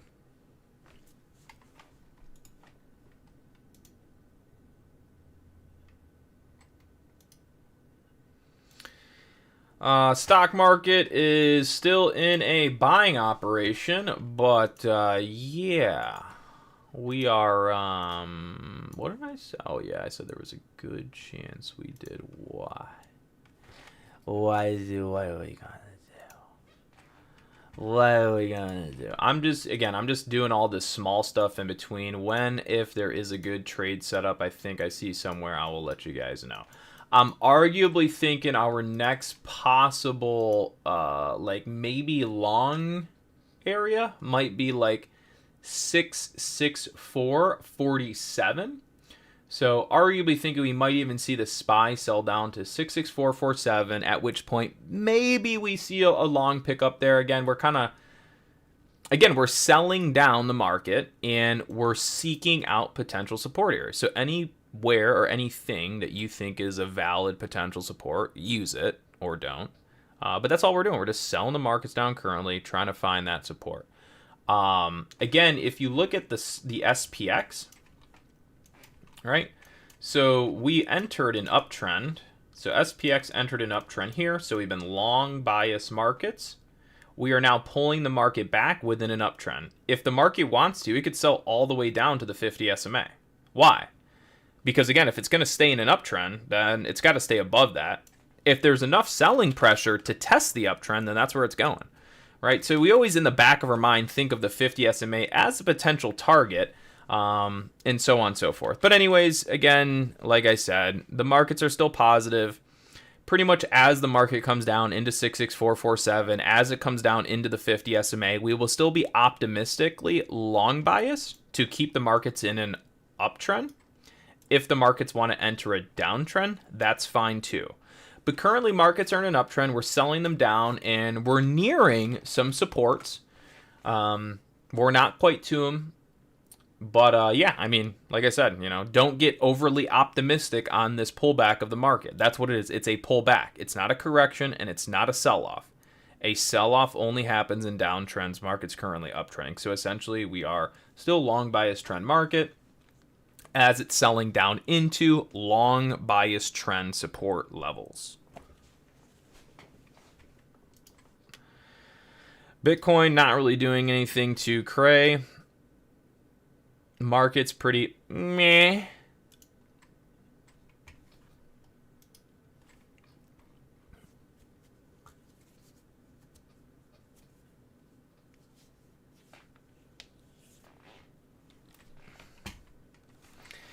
Market's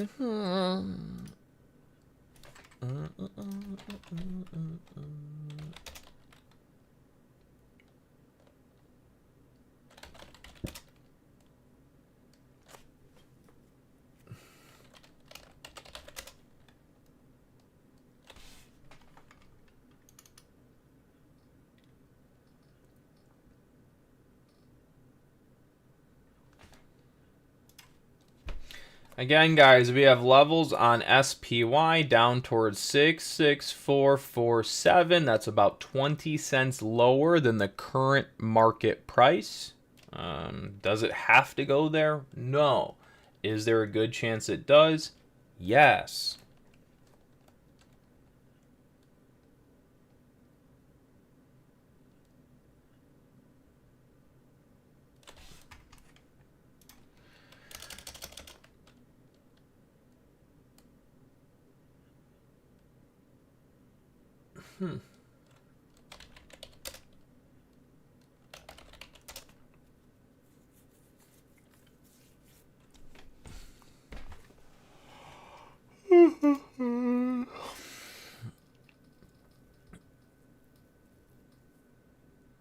Tony, all the stuff that you've ever learned from me too, we still use. So like standard deviation, we use all of that. Now we use a lot of 50 SMA. We use a lot of Anchor VWAP along with standard deviation.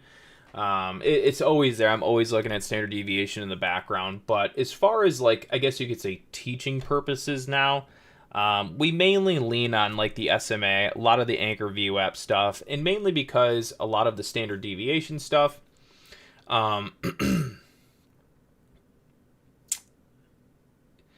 it works best at extremes, and you just don't see extremes as often. But when you do see extremes, standard deviation extremely helpful. So it's kind of one of those things. All right, there goes the stock market down to the price of 66447. Oh my gosh, who's confused? I'm sure everyone here on the stream is confused why the market went down to 66467. But anyways, SPY down to 66467. Wow, look at that. Really?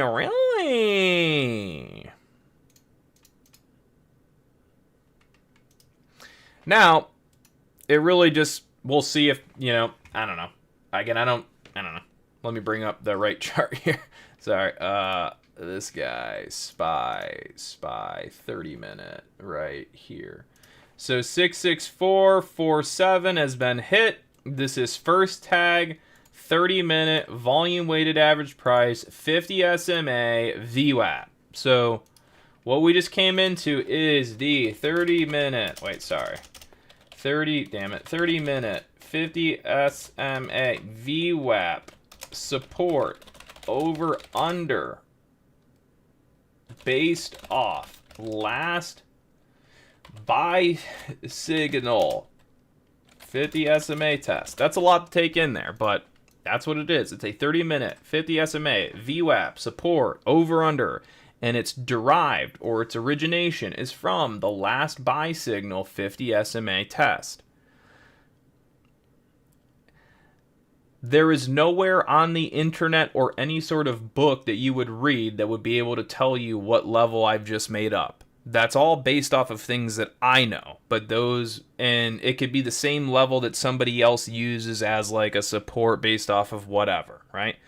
But the way that I would classify this low point is a 30-minute 50 SMA VWAP over under, and it's based off of our previous, or actually it's based off the current buy signal we're on, and so on and so forth. So again, it's just another one of those random levels that I find that I like that could be a very good support of the market.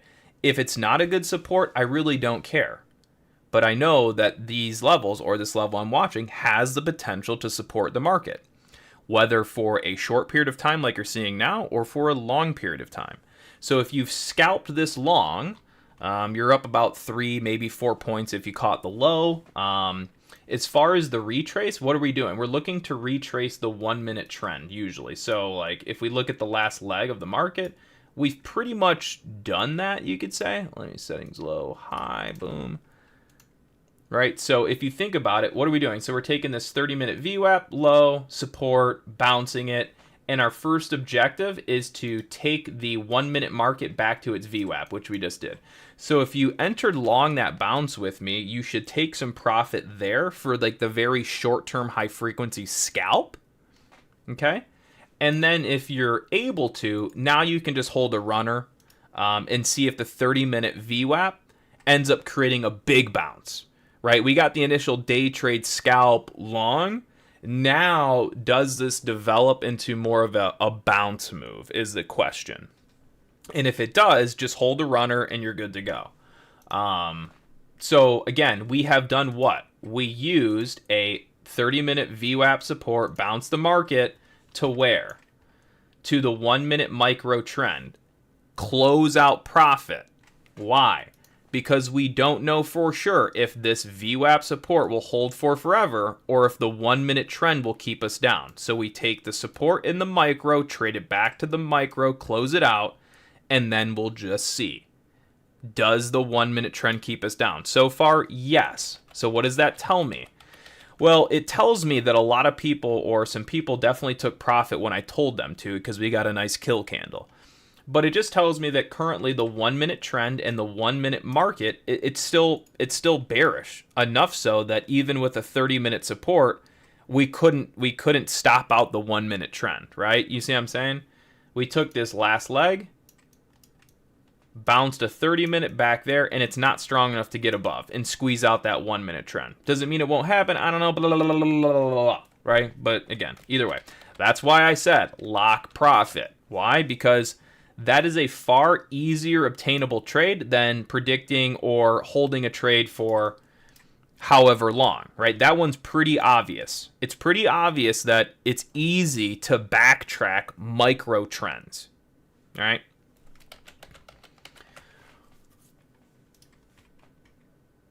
So I hope you guys like that. That's how you essentially take a level you have, predict / assume it's going to go to it. Once it does, it's going to have a reactionary move the opposite. Take the previous micro market and target them for a long level and exit. Okay? So right there for that trade and that sort of idea, we used about 3 strategies in one to predict that sell target, that bounce, and then the target of the micro chart. We use about 3 strategies in there for that. All right, so now we're just going to basically look to reach. So this is another thing. If this is a false breakdown, then they squeeze this right back up to some of these VWAPs. So this is now the micro target of this market. So now we got, like I said, you got basically a scalpable environment back to like there. I don't think it's a good setup, but again, if they do one of those scammy pop backs, then it's just going to trade back to, again, the levels I say, or the yellow box. Just know that anytime you're on a stream with me and you see a yellow box, that's probably where the market's going to go to, whether it be sooner or later in some fashion or another. I know that can kind of be up in the air at times, but just know if there's a box on my screen, there's a good chance we're going there. So yeah. So now we're just letting this market sell off some more. Again, we use a 30-minute VWAP. Now we're going to look for the market to sell down to the price of 663.78 or the price of 6,662.45. Again, we're trying to take the market down now to the 50 SMA, which is going to happen. It's pretty much already happened. Why? Because, again, I said it would happen.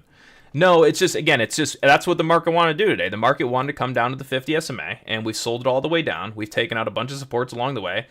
And now we're going to hopefully get some support here at the not the 1, but the 30 minutes. So there we go. There's the target hit of 66376. So we just hit our next sell target. Now this is where the market may try to hold the 50 SMA. So we'll see, right? If the market holds support the 50 SMA, we're about to bounce. It might shake below and then come back into a long. So in any fashion or another, this is a bounce spot, whether we start now or come down and have to come back later. We're coming into support over under. This is a very, very big level for the market. For the markets to maintain their uptrend and essentially prevent a downtrend, this is their over under. Okay, what does this look like when we're zoomed out? So let's zoom out and see what it looks like. So when we zoom out, we see this. Sorry, let me bring back the SPY. Or wait, yeah, let me just delete all this random bullshit. I don't even need it anymore. Alrighty, so look at this. Okay, so you have what? We had the uptrend start here, up, uptrend backtest here, up, and now selling off into the uptrend level. So this is where the market would have to hold to keep that uptrend intact. If we start to break this down, whether today into tomorrow, then the uptrend's failing, or we're just going into a neutral market. So essentially our objective here is to hopefully hold the markets for support, whether for just a small period of time or a bigger bounce, right? Because obviously we don't want the market to go down. No one wants the market to go down. All of our 401ks, retirements, everything appreciates when things go up. Now, if it goes down, that's just is what it is. So right now, the counter retrace for the market in the micro is to pretty much where that yellow box is at. That's pretty much it. Again, we are right now on the over-under of the 50 SMA. Okay.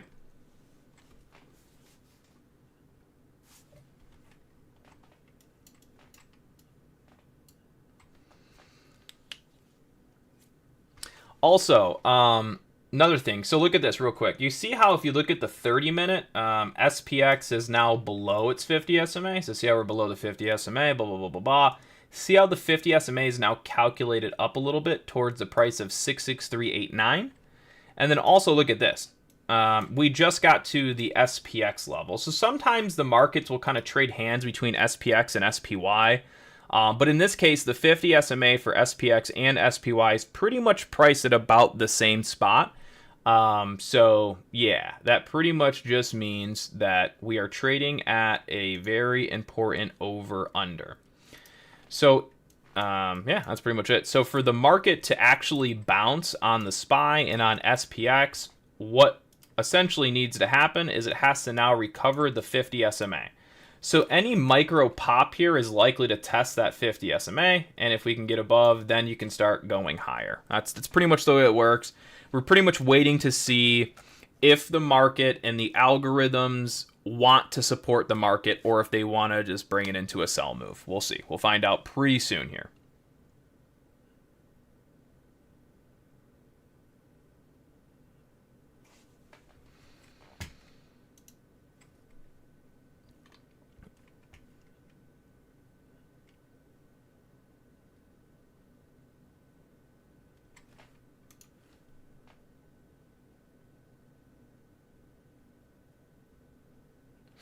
But yeah, Tony, so yeah, as far as strategy goes, it's always the same stuff. We're doing some anchor VWAP, swing, some futures, little penny stocks. It's just a mix of everything. All strategies learned over the years, and just basically that's pretty much it. All right, so the market, again, failing to hold the uptrend support for the moment. So again, you can pretty much see what's happening, right? So instead of holding, we have broken down. We've even back tested, and now we're sliding. Ultimately, there's a bunch of strategies we can use here and so on and so forth, but the way this works is pretty much if the market's actually going to break down the 50 SMA and actually be bearish, that means it has to remain below the 50 SMA price, which you might be confused about. So this is 50 SMA. And then also would have to remain below the 1 minute 50 SMA volume weighted average price, which would be here. 1 minute volume weighted average price, 1 minute VWAP. Or 1 minute 50 SMA VWAP. There we go. All right, so this is the market coming back. It's just back testing its breakdown of the 50 SMA, 66389, whatever that price is in that area. Yeah, that's pretty much that.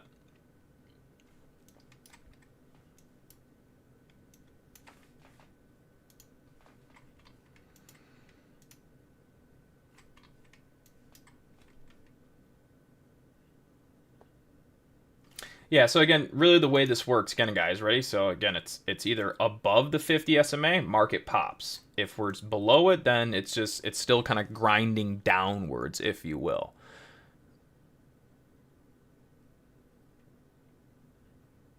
And if we can kind of push the market back up, then we're going to start targeting, like I said, we're going to look for the 1 minute market, which is all, I don't know why it's not populating, but it would be here and here.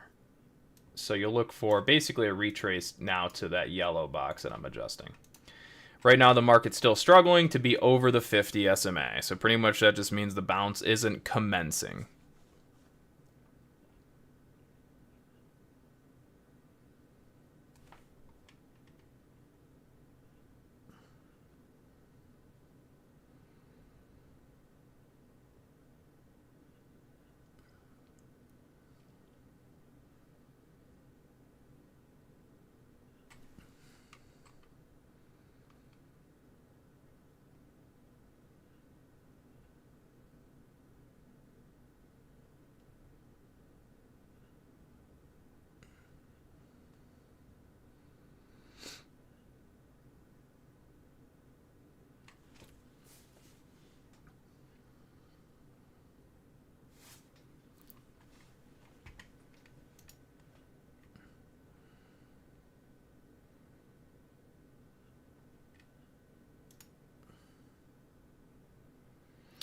Yeah, pretty much no support yet. Again, we're actually, let me rephrase that.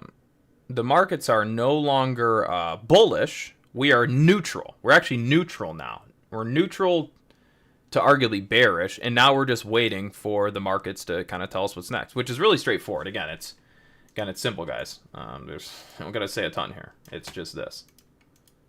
The market is what? The market's below the 50 SMA. So as far as the largest globally traded market goes, we are now neutral to bearish.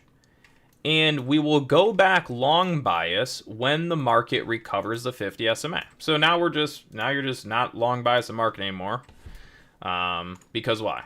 Because we were long bias the market when it was in an uptrend. So the uptrend started here, up, pull back, up, rolling over all the way down to support, trend, test, and fails to hold, now below. So now we are no longer long bias the market. We are neutral or bearish. We will go back long when we enter an uptrend.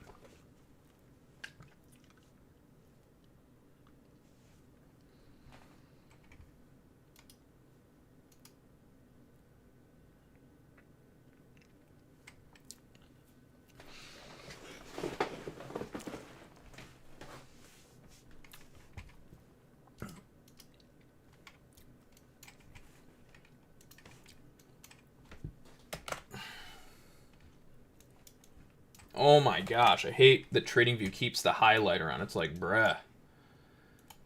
Every other drawing tool on, you use it once, goes away. You use TradingView, it's like,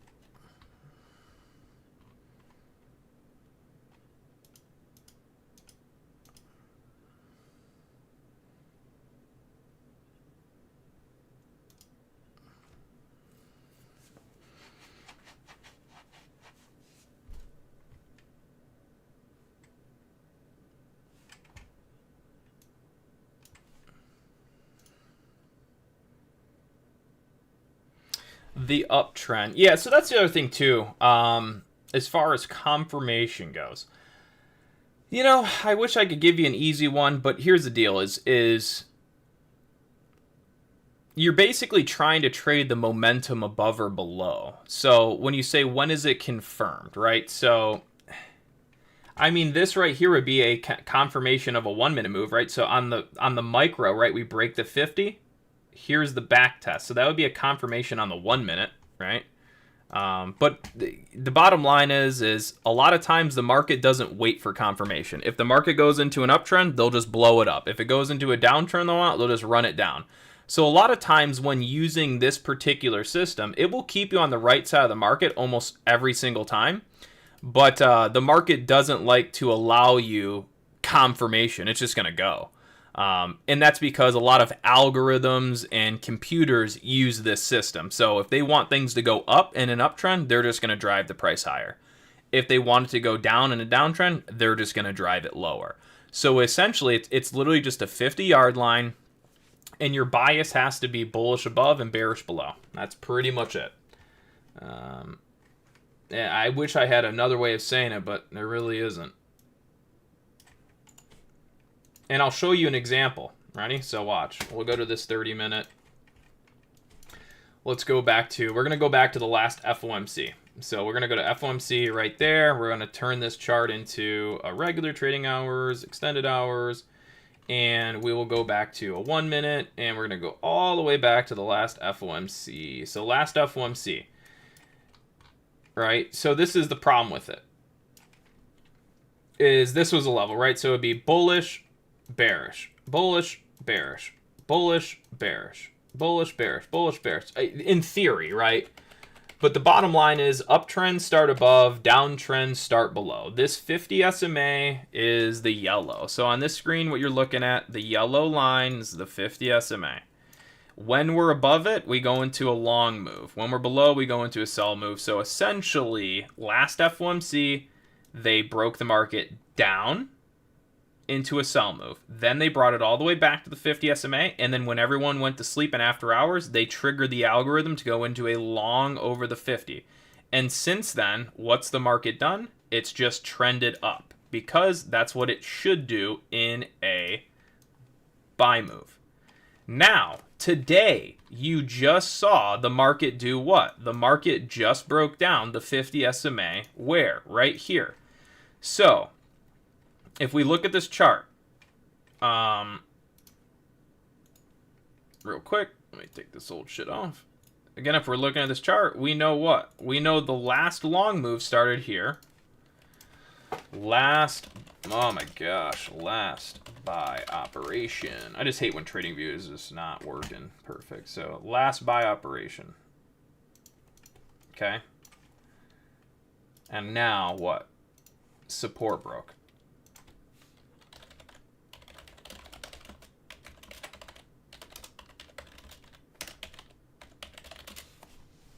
All right. So you don't even have to be bearish. You can just be neutral. All right. You can either trade bearish, you can be neutral, but you're not long bias swing long. You can only be counter long, meaning you are bearish longs. Oh my gosh, the market's continuing to go down with aggressive speed. Why? Because we're not in an uptrend. Now, all day long, all day, this thing was selling down. It was trading bearish, but the bearish environment just changed now. We've now actually just entered neutral to bearish environments.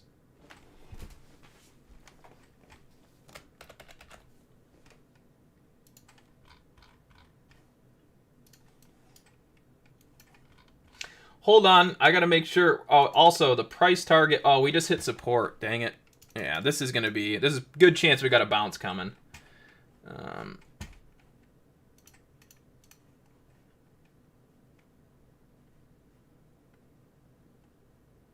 Yeah, I was kind of late on getting that target, but our target of the 30-minute breakdown, or wait, hold on, I might be doing that wrong. Again, dang it, I'm trying to be quick. So hold on 1 second, regular trading hours. Yeah, we got real close to our sell target of the 30-minute there. I didn't mention that one earlier because I was, so much going on, but ultimately, whenever you do a 30-minute breakdown, we then take the market to the 1 hour, which we just did. So the 30-minute breakdown to the 1 hour move is complete. And our retrace to the 1 minute sell trend hasn't quite happened. So yeah, this is your 30-minute breakdown. All right, so that's 30-minute breakdown, and then this here is your 1 hour target of 30-minute breakdown and 1 hour uptrend over under. So now what we're teaching you is like the strategy of how markets move in between simple moving averages. So essentially, we just broke down the 30-minute, traded the market down to the 1 hour. Now the 1 hour is getting its opportunity to support its uptrend. All right, so now we're doing a 1 hour long bounce trade. First objective is to go to these VWAPs right here. If not higher, but first objective, those VWAPs. Because that's the volume weighted average price of the 30-minute breakdown. Ready? If we look at where the 30-minute broke down here and the back test here, you can see where am I anchored? There, and then this move down. So of this 30-minute breakdown, sell target 1 hour, 1 hour support bounce back to 1 minute volume trend of last breakdown. Long is complete there. The long scalpable 1 hour bounce is complete into that level. That target's complete. Okay. And now we'll see if the market is strong enough to basically hold a lower high here. If the 1 minute market holds a lower high, then this would be a sell move with a lot of strength.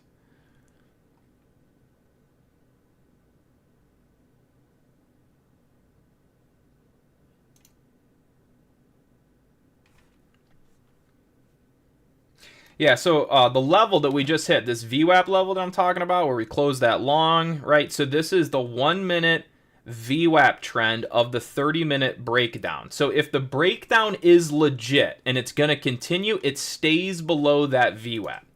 If the breakdown is not legit, then you will see the price come up back above this, and then we'll start squeezing off short sellers. So this is how it's going to work. It's trend down here, or trend only reverses above that now. So this is still kind of like a, I mean, we're in a bearish environment. It's a 1 hour long bounce, but we're in a bearish environment now, guys.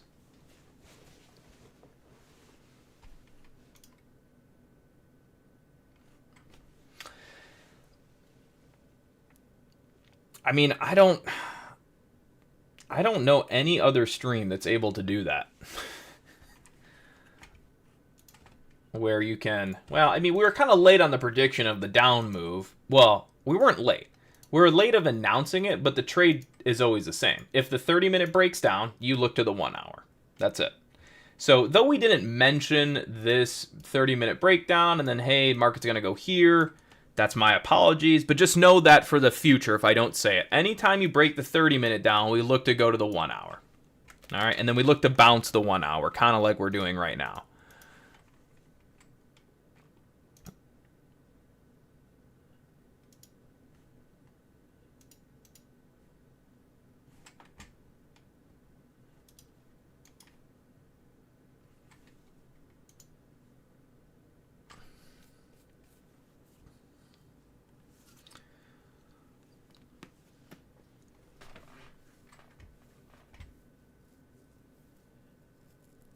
So far, resistance is intact from the 30-minute breakdown. Why? Because the volume-weighted average price is still being maintained to the downside.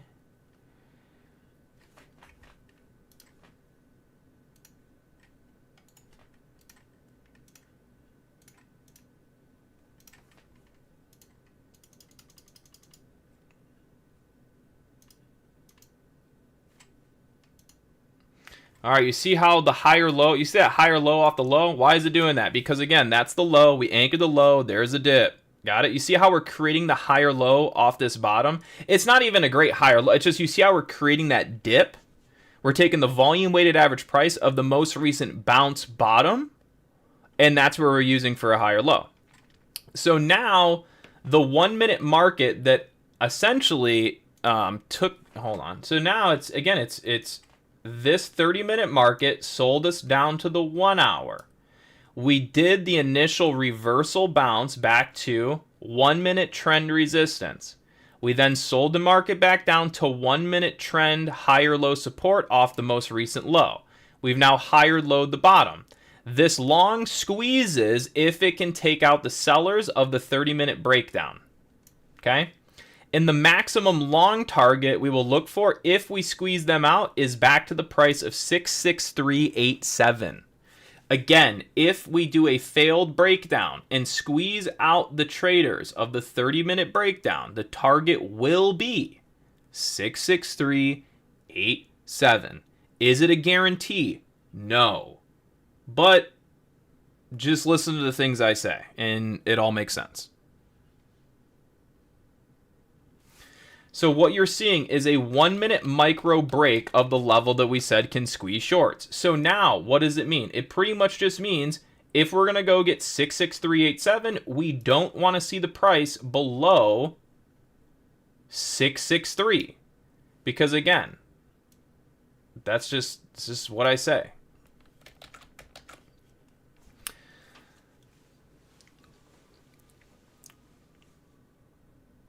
Now, real quick, I'm going to bring this chart from above down. Well, kind of. I don't know. It's being stupid.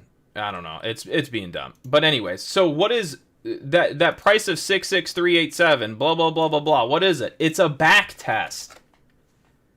That's what that bounce trade is. It's a back test. Ready? My chart's being dumb, being lame. What a great bounce. Hopefully everyone got a piece of that.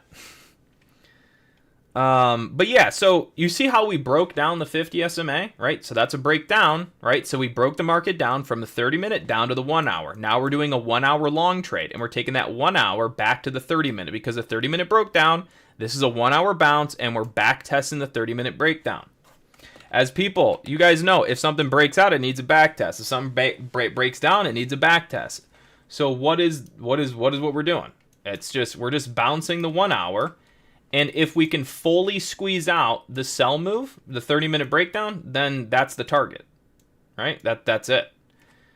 Everyone who got short for the breakdown, their key volume weighted average price is 663. If we get above 663, it creates an environment that is more likely to squeeze off. Because you're starting to come through those short sellers' key volume price. And if they can't keep it down, then they cover.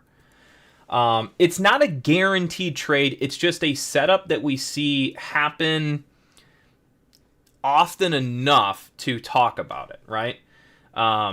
So that's just it. So we're just going to see. I don't know. I have no idea. But like I said, that's why I said our long trade was from the 1 hour up to the VWAP, right? Because now it's, well, does it break out and does it do the full move? I don't know. Does it hold into a downtrend? I don't know, right? But you know that, yeah, anyways, you guys get the point. So basically the best case scenario for this long is going to be up to the 30-minute breakdown level, all right? The worst, I don't want to say worst case, but in the event we don't squeeze off the 30-minute, that means we're going to sell back down to the yellow box, which I have on the screen. So pretty much our pullback target is what's on the screen now, that yellow box. And again, if the markets can maintain pretty much above this, there's still the chance to go back up to the 30-minute level. But again, it's got to hold support down here. If it comes down here, doesn't hold, then we'll just reanalyze what's going to happen next. Ready? Another little pullback on the market. Yeah, I know this is a lot. Are you guys enjoying the stream? Is it making sense? Are you learning? Are you seeing how we develop price action, how we predict where things can go before they go, etc.? Let me know in the chat.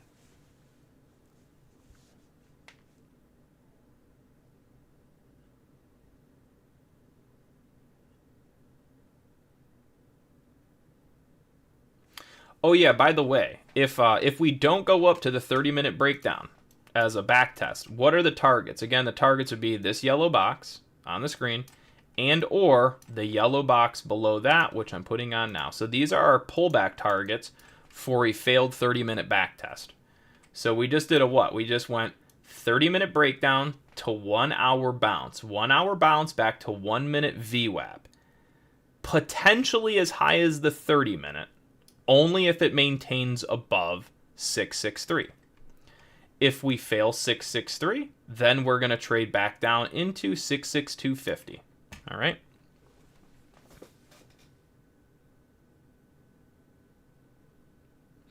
Yeah, Tony. I think I might have. Yeah. So, like I was saying before, when it comes to confirmation, you can look at MACD. So, confirmation pretty much is either momentum based, price based, which would be a back test, and that's really just it. I mean, you could use maybe a point and figure chart, which no one uses, but I mean, that's really it. Confirmation, RSI, MACD, momentum-based indicators, and or price action. Confirmation would be a back test of a level and then, like a lower high in the same direction, right?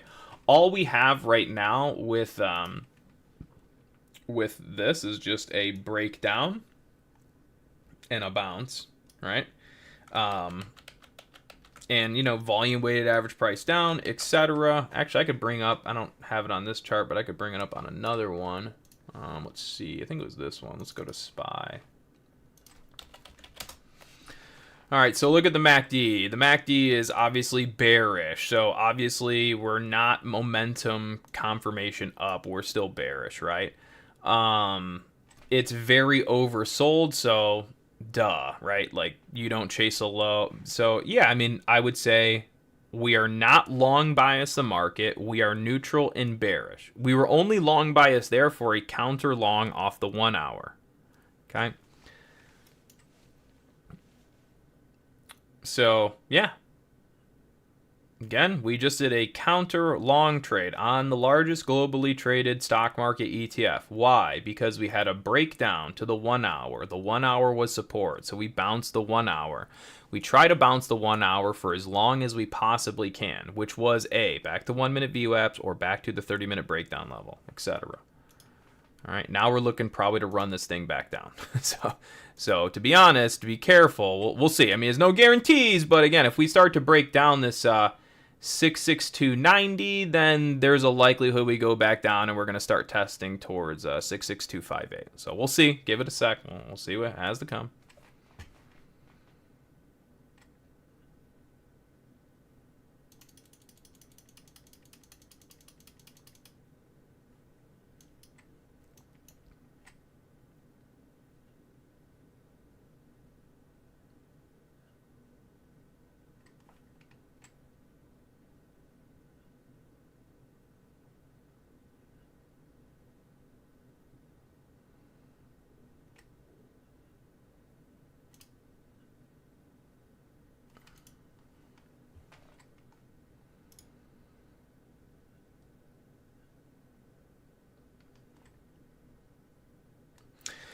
So yeah, arguably, I will be streaming here for, hopefully the foreseeable future. I don't know. We'll just see how things go. The idea is really to hopefully grow the new channel, obviously. Hopefully grow the stream into a big stream, obviously. And then continue to provide what we believe to be foresight analysis, things that are going to happen before they happen and the why, and then continue to do it all for free on YouTube. That's pretty much the main goal. I have superstitions that the internet may prevent the stream from growing, but I hope not. I'm going to try to, as best I can. I honestly might just give our private group pretty much solely over to my business partner, Brandon, and just work solely online, and do that. So I'm debating that, kind of maybe might do that. So again, might just give full control of the current private stream and everything over to Brandon, and then just work completely free through YouTube. And then, in the future, if anybody wants to join the private, they can do it. If not, they just hang out for free, and we'll just do it here. So yeah, it's something I am very much considering. But again, like I said, I think there's going to be, if the strategies and things that we show continue to work the way they do, aka telling you where things can go before they go, and then they keep happening. I think that's going to cause some issues on the internet. I don't think... I think there would be a group of people that would be very unhappy with that going on. But we'll see.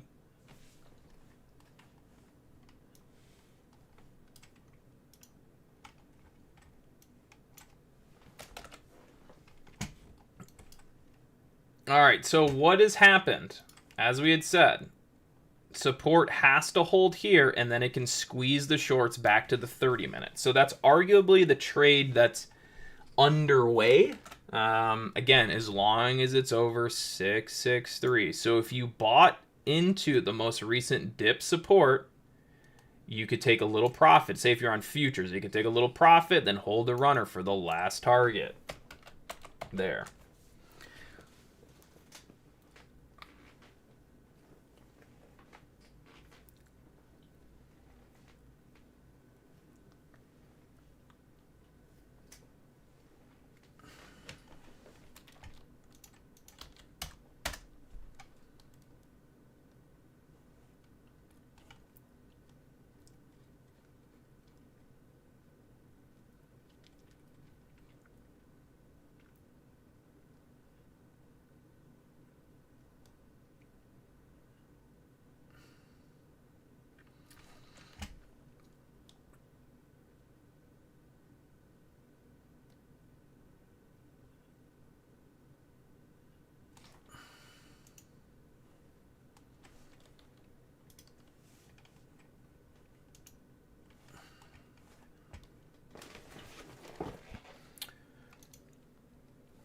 Will I stream? Yeah, we'll see. We'll see about streaming all day. I don't know. I mean, I guess I really wouldn't, I'll stream for a good portion of the day for sure. I mean, but yeah, 1 second. But yeah, ultimately, if things change and end up being here and frequently and blah, blah, blah, blah, blah, and can be here for a majority of the day, I will be. Basically, for as long as every other person on YouTube that does kind of market streams, I will try to be on equally, if not longer, than they are. And then, yeah. Again, just want to reiterate and repeat so no one is confused. Are we long biased the market? Yes or no? No, we're not long biased the market. Sentiment is actually bearish. Yes, we've been doing a short-term 1 hour long bounce trade, but in a macro neutral or bearish environment. Okay? So that's how we keep you from buying a dip and then holding it for forever, hoping for it to keep going up. It's better to buy a dip and then hope for it to keep going up when you're in a buy signal. Right now, the market is essentially starting a sell signal. I mean, that's pretty much it. It's essentially starting a bearish sell signal. So unless this fails to go down and recovers, then the market is, again, basically, if this doesn't recover the 50 SMA, the likelihood of it going down is higher, which means tomorrow, yeah, basically, if we don't recover and we go bearish here, then next thing you know, the headlines are going to start saying, oh, Jay Powell said something on what's today? Tuesday? Or is it Wednesday? Wednesday? Or is it Tuesday? It's Tuesday. Yeah, Tuesday. They're going to be like, oh, Jay Powell said something about softening labor markets on Tuesday. That's why the market's down. Or it was Jerome Powell's fault. That's why the market's down. No, the market's down because the trend flipped bearish. We use Jerome Powell as the catalyst to sell to the public. So now they think it's Jerome Powell that's moving the market and not just the actual trends of the market. You know what I mean? You know what I mean, jelly beans? Again, this is what they do, ladies. Or not they. This is just what the market does. Okay? The market goes from uptrend to downtrend. Uptrend to downtrend. As things go from an uptrend to a downtrend, the market goes down. Right? When things go down, prices go down. When prices go down, people get scared. When people get scared, They look for reasons why. Then they go to the internet, and the internet says, the market's down because Jerome Powell was wearing a red tie, or he coughed 3 times, or because inflation this, or this, or that, or that, or this. But never once do they say it's just because the market's entered a downtrend, so things are supposed to go down. When we enter downtrends, things go down. Prices go down. So when you know things are entering a downtrend or potentially entering a downtrend, then you know there's a greater likelihood of prices to go down, which then means you can predict that the market will go down. And if so, prices go down. Therefore, the news will say what? Markets dropped 500 points. But why? Inflation. No, just a downtrend. Okay. That was like last week. Last week when we said, hey guys, Bitcoin just hit its weekly long target. We're now looking to be bearish. We have price targets down to 112,000. Then Bitcoin crashes down to 112,000. We wake up the next day. We giggle because the price target was hit. And then we look at the news on the internet. It goes, oh, 200 billion wiped off crypto markets down to 112,000. This must be the reason why Michael Saylor stopped buying Bitcoin. No, not at all. It's just simply we're supposed to go down.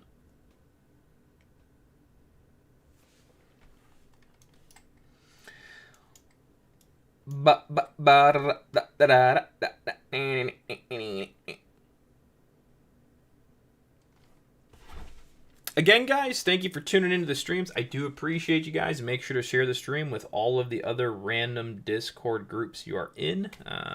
We would appreciate the help. I know that might get you banned from one of the chat rooms, but sometimes you just got to do what you got to do. Get yourself banned for the greater good of this stream. Thank you.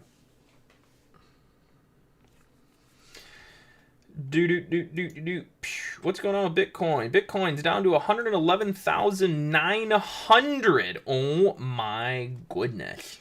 I'm so scared.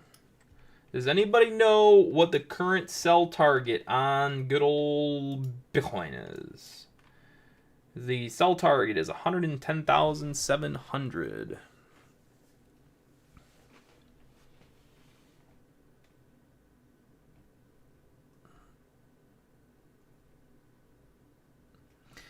Ladies and gentlemen, boys and girls, welcome back to your favorite arts and crafts channel.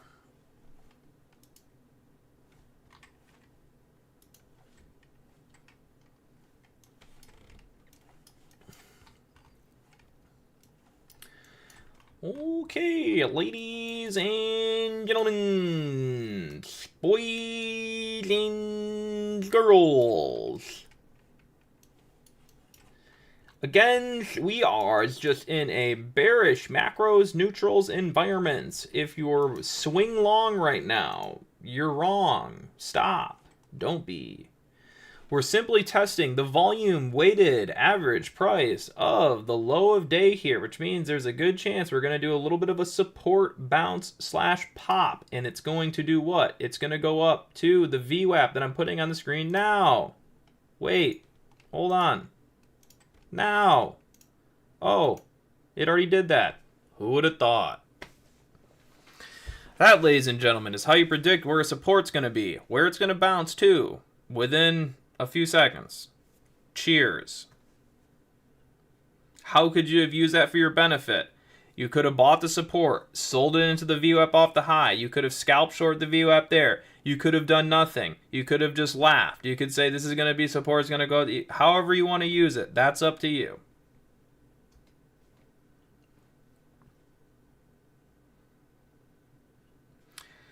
And just like that, the two VWAPs we have on this screen gives you the wick of the previous candle.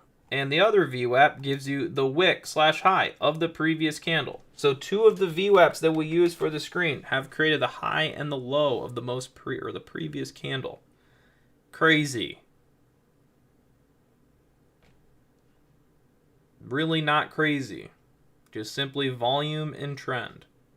And screwing over people who previously participated in the auction market. I am by no means the best trader in the world. In fact, I am probably far from the best trader in the world. But I spent enough time looking at markets to know with pretty good certainty what will happen next.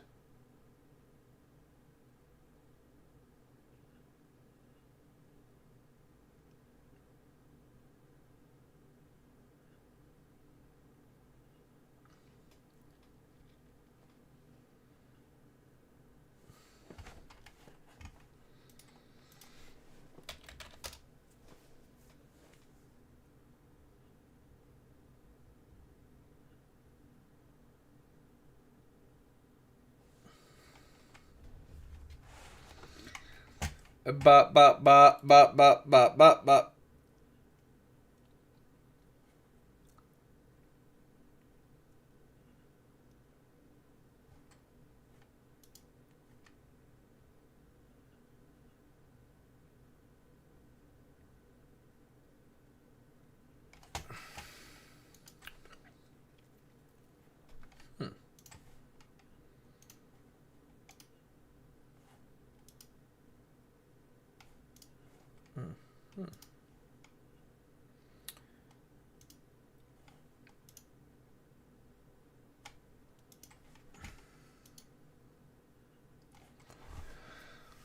Ladies and gentlemen, boys and girls, the entire world has no clue why the stock market has gone down today. I'm just curious what the news looks like today. Stock market news.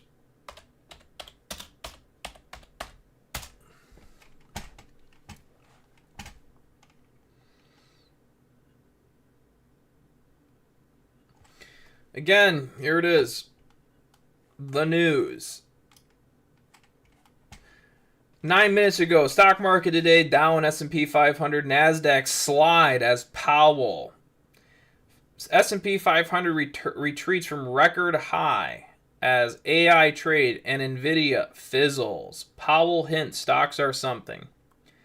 Stock market Dow waver as Powell. Stock market Dow something. I don't know. What else do we have in here? How do we do most recent? Don't know. But so far, it seems like they're blaming the stock market's move mainly on Jerome Powell. When in reality, the market is just pulling back because it's supposed to. But now, at least majority of the public that reads mainstream media stock market news will be misinformed. So, job well done.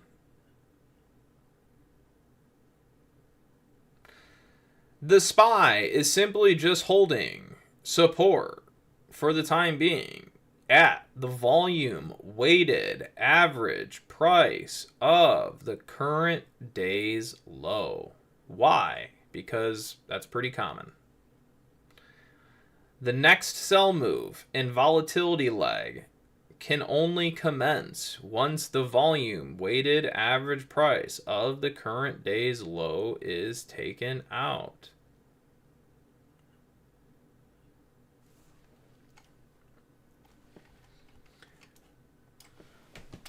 Why would that create speed? Because anyone buying long from the low of day in any of the dips to the upside would most likely be underwater or red at that point. Because most people did not buy the low here at the 1 hour trend. Not even myself, because I was too dumb talking about some other random shit, so I caught it halfway up the candle. So therefore, most people's average price is that green line, aka bring market back to key volume trend of everyone who is long and piss them off.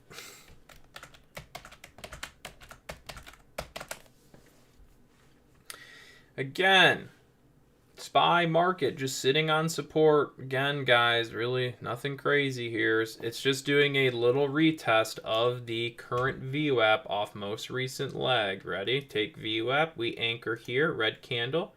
Anchor here, red candle, and voila. Market pop toeth VWAP. Pretty straightforward. Happens every day, all day, over and over and over and over. The only time what you're seeing on the screen does not work or looks to not work is when the markets are in an algorithm forced buy move or an algorithm forced sell move. That is where they keep the price below or above something like a 10 SMA and just grind the market higher and do not allow for pullbacks. If the markets are not allowing for pullbacks, then it's hard to pull the market back to volume weighted average prices previously created. That only happens in algorithm force ups. When markets trade as they normally do, which is kind of like an ebb and flow, go up, go down, go up, go down, go up, go down, then what you're seeing on the screen works almost every single time. Because obviously, if prices are going to go up, then go down, and you put a price target below the current price and things go down, then it's going to hit eventually. So, but anyways, cheers to that. There's your micro trend pop. What could you have done with that? Honestly, probably nothing. Maybe scalped a little NQ or a little ES for like half a point or a point if you wanted to. That's the only thing available there. But what it does do is it prevents you from doing what? It prevents you from shorting this low, thinking it's going to go lower, knowing that you have a counter tag to here.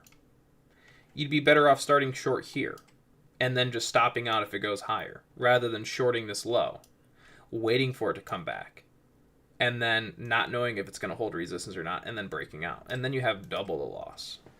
Oh my goodness.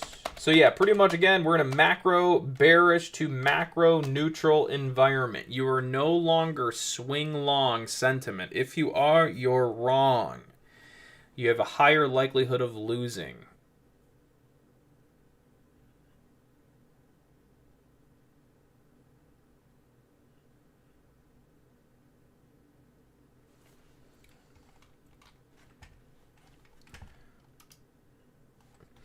If we end up stopping out the 1 minute trend, we're just simply going to look down to the 5 minute trend and or the lower distribution of the previous 1 minute trend. I know most of you probably don't know what that is. That's okay. I'll show you.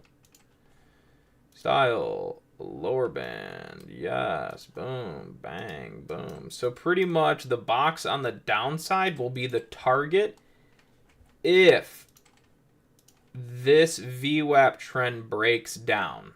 So again, if we actually do a breakdown, it's just going to go to here. That's your target.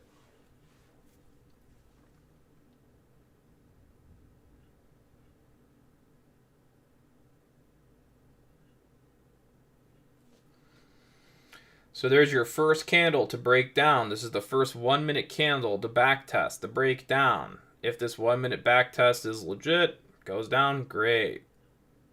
Target's on the screen. You already know what's going to happen.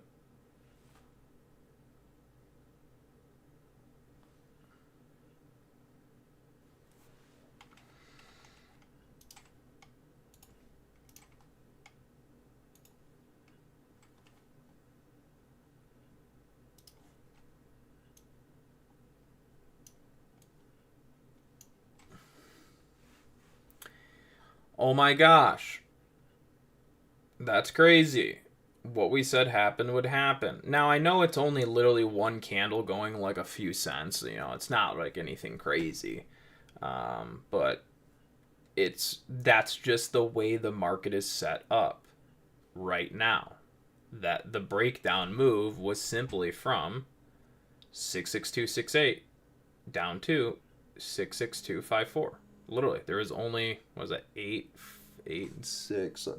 There's only 14 cents of profitability from that break to the first T1 and or the next T2, which is maybe 30 cents out.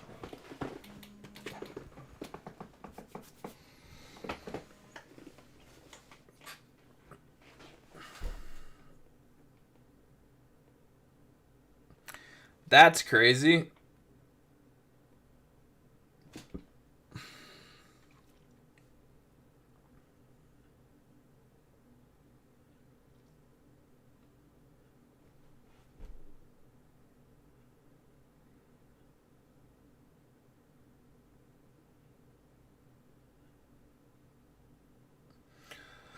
All right, the 5-minute target and the 1-minute lower distribution target are now complete from the previous breakdown. Cheers. Another foresight analysis trade idea given on YouTube for free.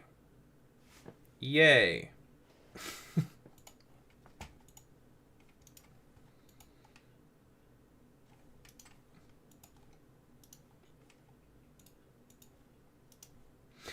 Again, like I was saying, I feel like some of the internet is gonna have issues with me doing that. Oh yeah, by the way, where is this counterbounce gonna be? It's gonna be back to where I'm drawing this box. Ready? Right about here. I know I'm a little late to this. Sorry. It's basically that's your counter pop level. Sorry. Not that you're supposed to trade that. It's just obvious, right? Because why? Because ready? Where was the VWAP trend? Right? Watch this. Ready? So we were 1 hour long, up, and then trend breaks down. So back test would be previous trend breakdown right there. Pretty straightforward stuff.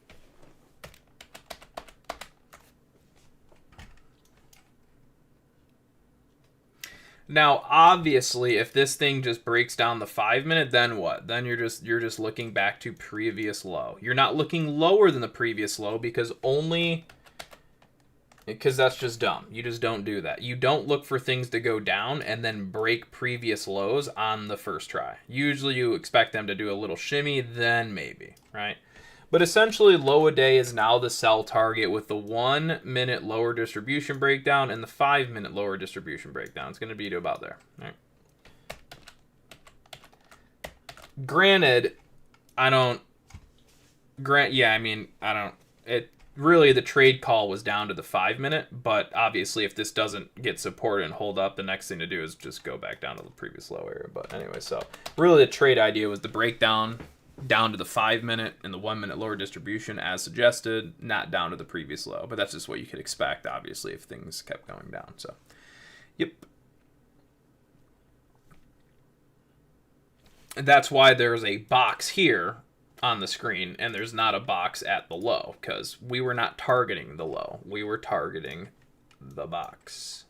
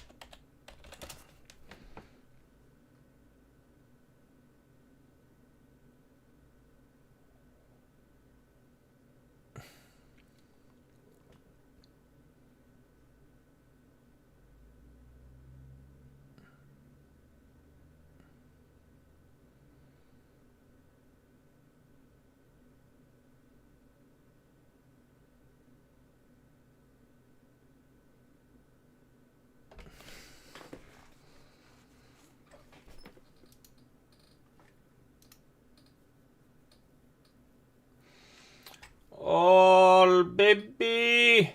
Oh, little baby. Anyways, we are. I should probably put that on the screen because everyone's gonna be like, again, we are no longer bullish. Market has shifted below levels in the market that suggest to be neutral to bearish, but not long bias. Only long bias, only long trades are oh wait. Let me rephrase that. The only long trades right now are considered bearish counter trend bounces.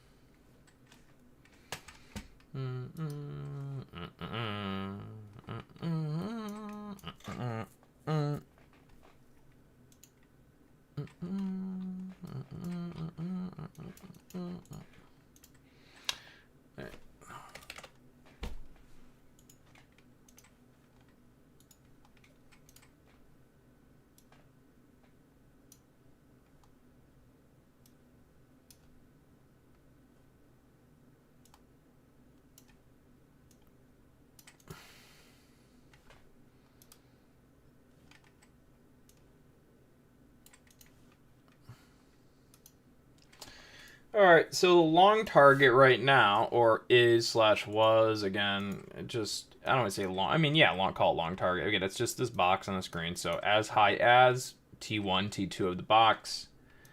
The risk is now a pullback down to volume weighted average price off low. So now we're going to add some VWAPs off the low. I like it. Oh, yeah, I'm supposed to, wow.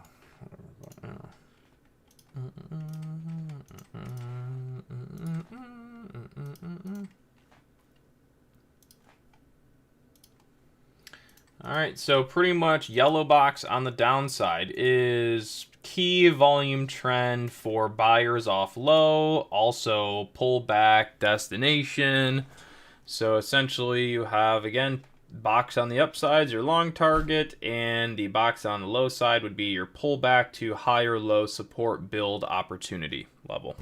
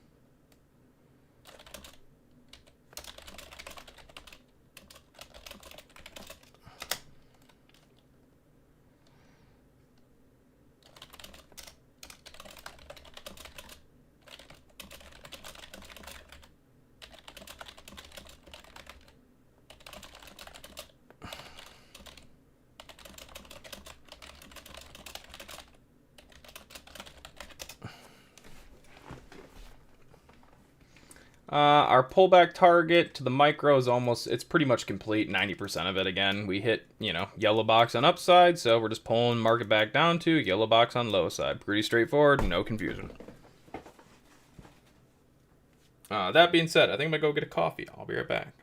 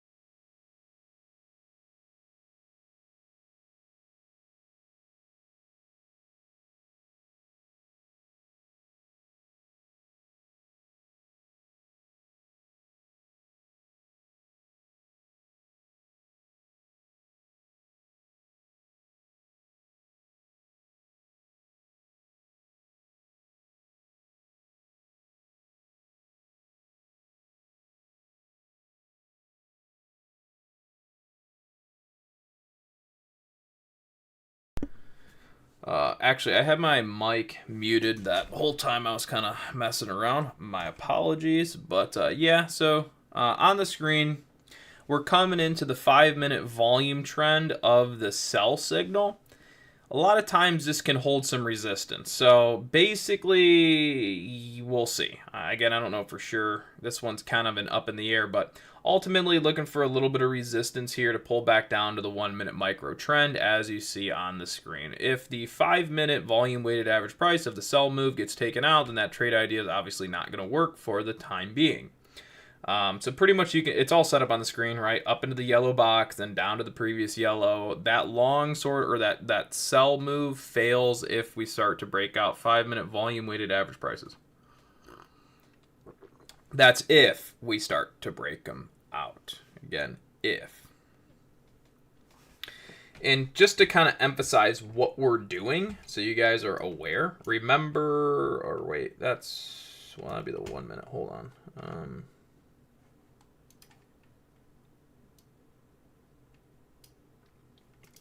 All right, so as we said before, this, well, let me change this to blue.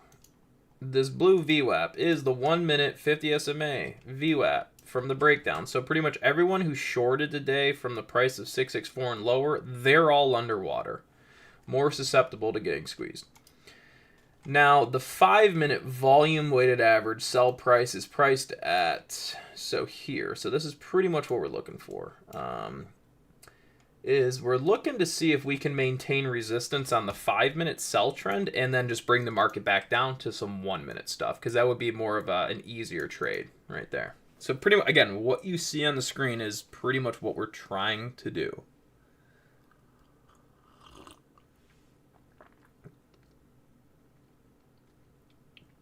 Target 1 of the pullback is now hit. Target 2 would be down to wherever that arrow is pointed to on the screen. Again, guys, this is like a children's book, what we're doing here. Well, it's harder than that, but we're drawing it like a children's book because that's probably the easiest way for people to understand is literally arrows on a screen pointing to here. That's it.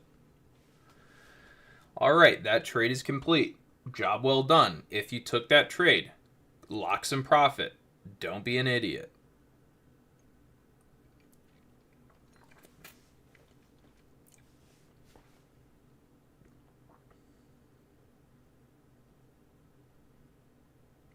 We would probably break the CNBC YouTube channel if this was on there live.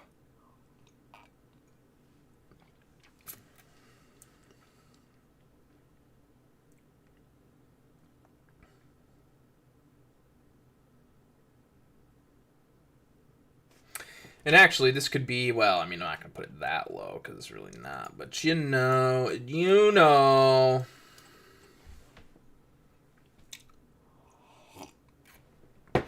Just straight up luck. Never done this before. First time. Let's go check our friend Bitcoin. What's it doing? Nothing crazy, but just going down as expected. Again, 110,750 sell target. Obviously, you guys know, because you're smart, that you're going to have to go below these lows to go to that target. Obviously. So basically, getting the sell target is all dependent upon previous price action giving up. And if it does, then we're just going to trade down into 10,700 next. Pretty straightforward there on Bitcoin. Oh, the market using the 5-minute volume weighted average price sell trend to knock her back down, eh? How's she going, eh? Not too shabby, folks. So obviously the market's gone lower than the projected move on the screen. Not that it couldn't happen. Again, we just look for things that are most likely to occur. And now we might have to adjust this target down to the price of, this is like the last bit of it, to pretty much whatever I just did. Down to there. What is that? 66255. That's where we're going next. We're already pretty much there. Public storage. Why are you calling? Hold on 1 second.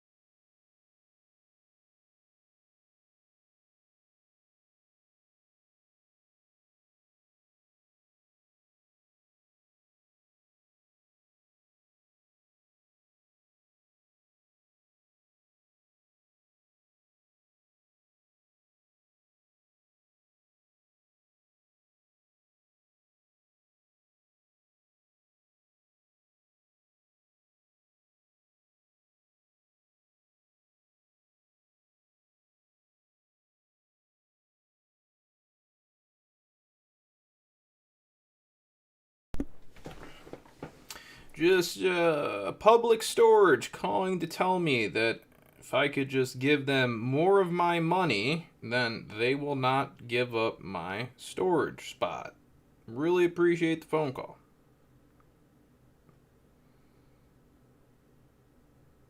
Yes, pay me money and everything will be okay.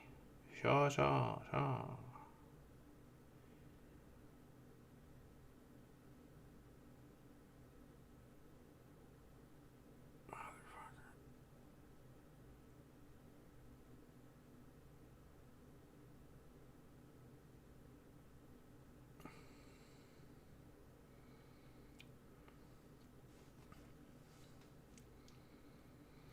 You know, don't feel like you guys just have to sit there and say nothing. You could always say hi in the chat. You could ask me a question. You could speak to one another.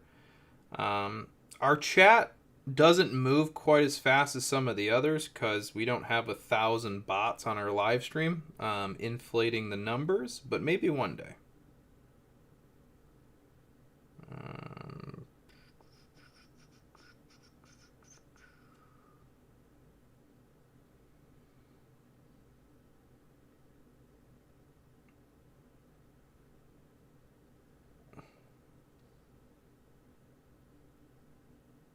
Yeah, again, you know, we actually have real people in this chat, not thousands of bots. So generally the chat rate here is a little slower.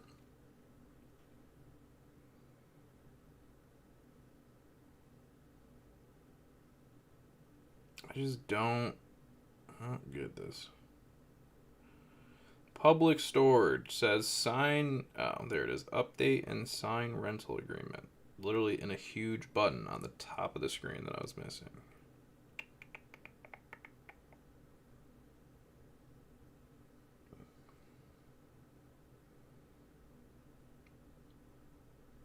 Yes, I've read my new rental agreement. If someone steals your shit, it's not your fault. You pay us bunch of money, it's still not our fault. We don't care what happens to any of your stuff if it's stolen.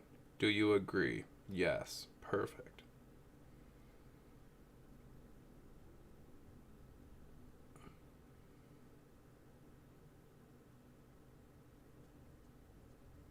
I don't. Yes, yes. Continue. Is it good? It's good. Are you storing a vehicle? Trailer? Yes. Oh, God, I don't have time for this bullshit. Who cares? It's like. Ugh. Make. I don't know. Coachman.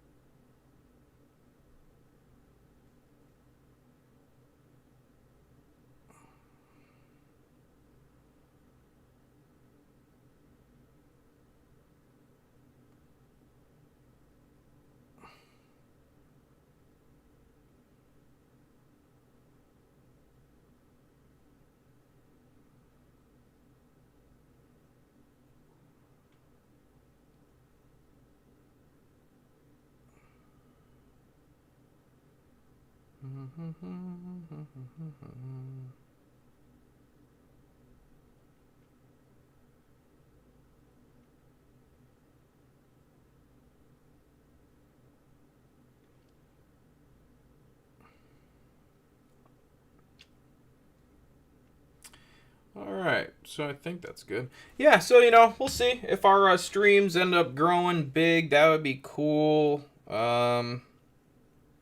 If they, you know, grow and start getting lots of views, and then the channel actually makes money via ad revenue, then we will.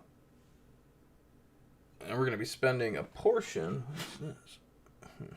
We'll spend a portion of our ad revenue towards charities and cool things like that. So yeah, it'll be fun. We'll see. I don't know. We'll give this channel a go for a little whiles here.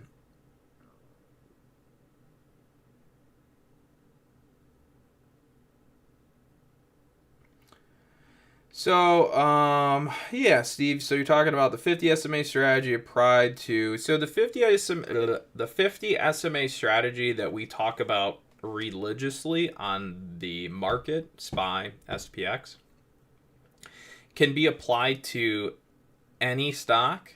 The best way I could put it is when you use a 50 simple moving average, specifically on an open high low close chart, it becomes the price point of positive and negative, and essentially it's the halfway point, if you will. If above, markets go up. If below, markets go down.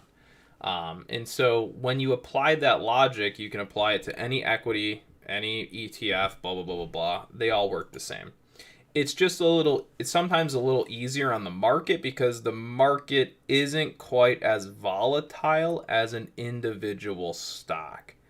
So buy moves can be a little bit more reliable on the S&P 500 than say a buy move on a stock, because individual stocks have their own characteristic and they're not, I guess for lack of better words, they're not it's not a combination of 500 stocks. So anyways, we'll jump into it. So we will just go to the stock that I traded today because this would be a great example, because this is a perfect setup. I don't want to say perfect setup, but it's a perfect example of setups that we look for. What was the ticker? It was I forget.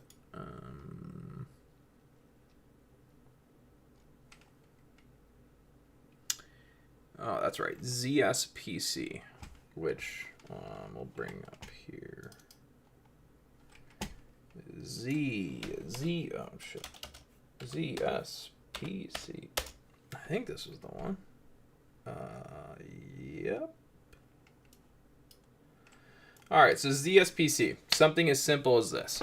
You might look at this chart and go, "This thing looks like shit." I'm not saying it's a great stock. It's probably a piece of shit stock.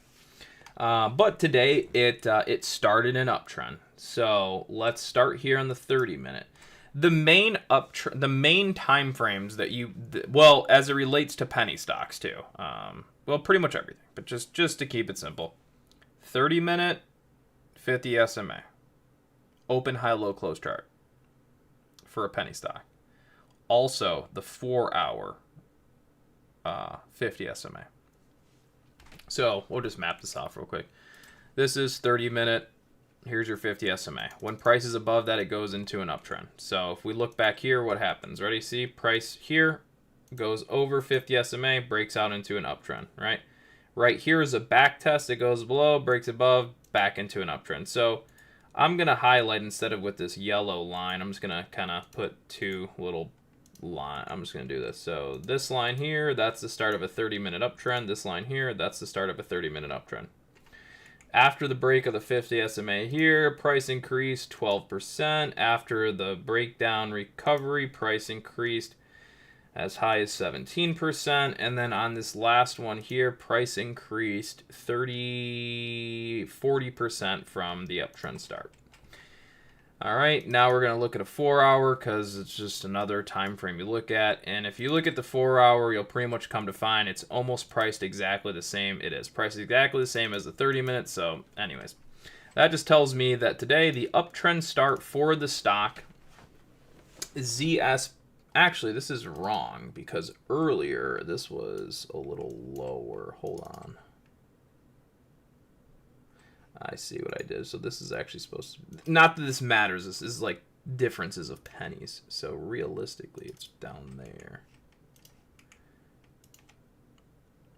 All right. Yep. So like I was just saying, you're pretty much just, as it relates to penny stocks and the market and any other stock, is if things are in an uptrend, you're more likely to make money by betting up. So today, pretty much we had the 30-minute and the 4-hour trend...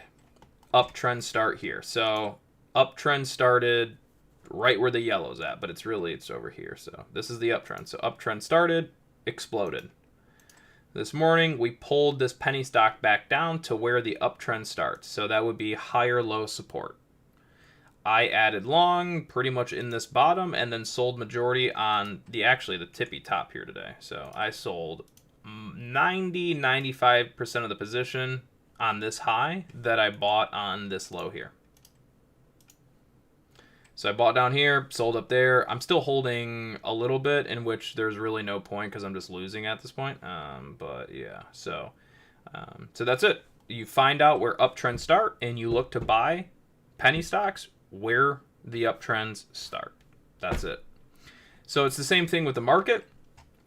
Now, if we take this example and put it on the stock market, let's do it. So let's see, SPX, 30-minute time frame. So we'll think of this as it's we'll act like this is a penny stock, kind of. So let's see. So penny stock SPX went into an uptrend here. So you either buy as it's going into the uptrend, or you buy on the back test. As a result, you enter the market as close as you possibly can to where the uptrend starts, and you find yourself in a long move that goes up, just like that. Take this chart away, pull it back. We go back to this one. What are we looking at? We're looking at the same exact thing.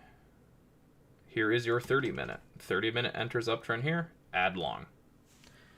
Pretty much, you're looking to be long or short as close as possible to the trend shift. Identifying where the trend shift level is at is the first most important thing, which most people don't know that. And it took me a long time to learn it too, because pretty much everything about the stock market is backwards when it comes to learning. All of the best information is generally hidden or not taught, and all of the worst information is generally what's taught, or it is what is pushed to you on the internet. Unfortunately, I was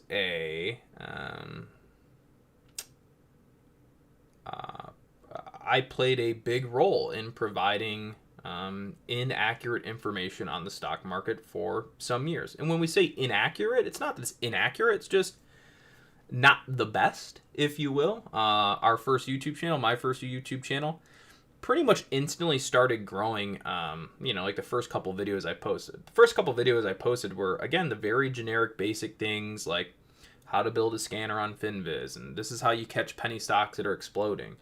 And some of the information in there is good, but it's really not what you actually need. So those videos got pushed dramatically to the public, and hundreds of thousands of people saw them. So essentially, I unknowingly at the time misled hundreds of thousands of people on the stock market. So when you're learning, and it comes to information on the stock market, you will generally be advertised or be given or presented information that really is not as helpful. It's the only way I can put it. All right. So again, when I first started a YouTube channel, we might talk about MACD, talk about the basics of RSI, all very, very basic things that are good to know, but aren't really going to give you that additional extra edge that you need. So those videos got posted and went very viral, hundreds of thousands of views. Okay. A video, and so yeah, that's all I'm getting at is, generally speaking, a lot of the very, very popular videos on the internet, especially revolving around stock trading, generally aren't actually good information. Some of it in there is, some of it's not. So yeah.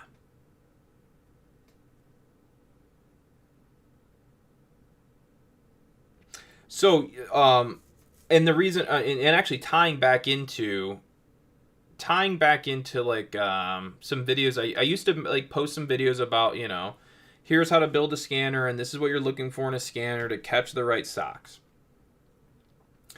I used to think that you needed a scanner to find good plays. And for a beginner, maybe no, you don't. You don't. You absolutely don't. You'll think you do, but you don't. As a beginner, as far as the penny stocks go, if you want to involve yourself in the penny stock world, I swear, really all you need is the biggest gainers list. Because when it comes to penny stocks, you're not the one that makes the price really go up. I mean, you do, but but as far as penny stocks go, algorithms, we call them buy algorithms, right? That's what really makes a stock go up, right? Is a buy algorithm. So just in general, right? It's like if you want to find good stocks to trade and things that might have momentum, you don't really need a scanner to find them. You really just need the biggest gainers list. Now, when looking at the biggest gainers list, again, it's going to show you all the stocks that are gaining the best on the day.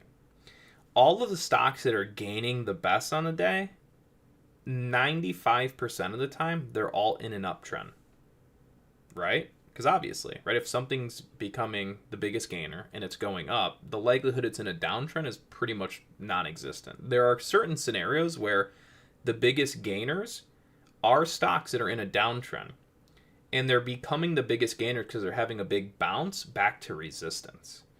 Those are ones that I avoid on the day, unless there's still room for them to bounce, and then I could think they can still have, some move. So anyways, when it comes to looking for penny stocks and all, you don't need scanners. You literally don't. All you need is the biggest gainers list and then know where uptrends and downtrends start so that you can either be buying right as the uptrend starts or holding off and waiting for the market like today on ZSPC to retrace back down to its uptrend start level and then buy long. So essentially, you don't need scanners to find the hot stocks. You just need the biggest gainers list and then a couple SMAs to know where those uptrends start. And then you can start applying risk reward profiles on those individual equities. So that being said, back in the day, would post videos about build this stock scanner, it's going to help you. And yeah, it helps, but the reality is you didn't need any of those scanners. You need none of those scanners. All you need for penny stocks, biggest gainers, and know where uptrends and downtrends start. Along with, well, I mean, that's really all you need to get going to be able to basically pick stocks, right? Every day that might have some potential. Understanding standard deviation will help you understand valuations of when something's blowing up, right? So if a penny stock's blowing up and it's trading +3, +4, that's a very, very high price, good time to sell. So different tools for different moments of the market. But as far as your question, Steve, all you need is a biggest gainers list for penny stocks and just low price stocks. You just need a biggest gainers, 30-minute time frame, 50 SMA, open, high, low, close chart, no pre-market, no after hours. Then a 4-hour chart with regular or a 4-hour chart with the pre-market and after hours. So basically just use the 30-minute on a regular trading hours chart as your over-under, and then use a 4-hour 50 SMA from a pre-market kind of all-included chart and those two levels. And if stocks are above, you can be long bias. When they're back testing those levels, you can be long bias. Other than that, there's no penny stocks I mess with. And so let me just take a little look at the market again just to see where things are at.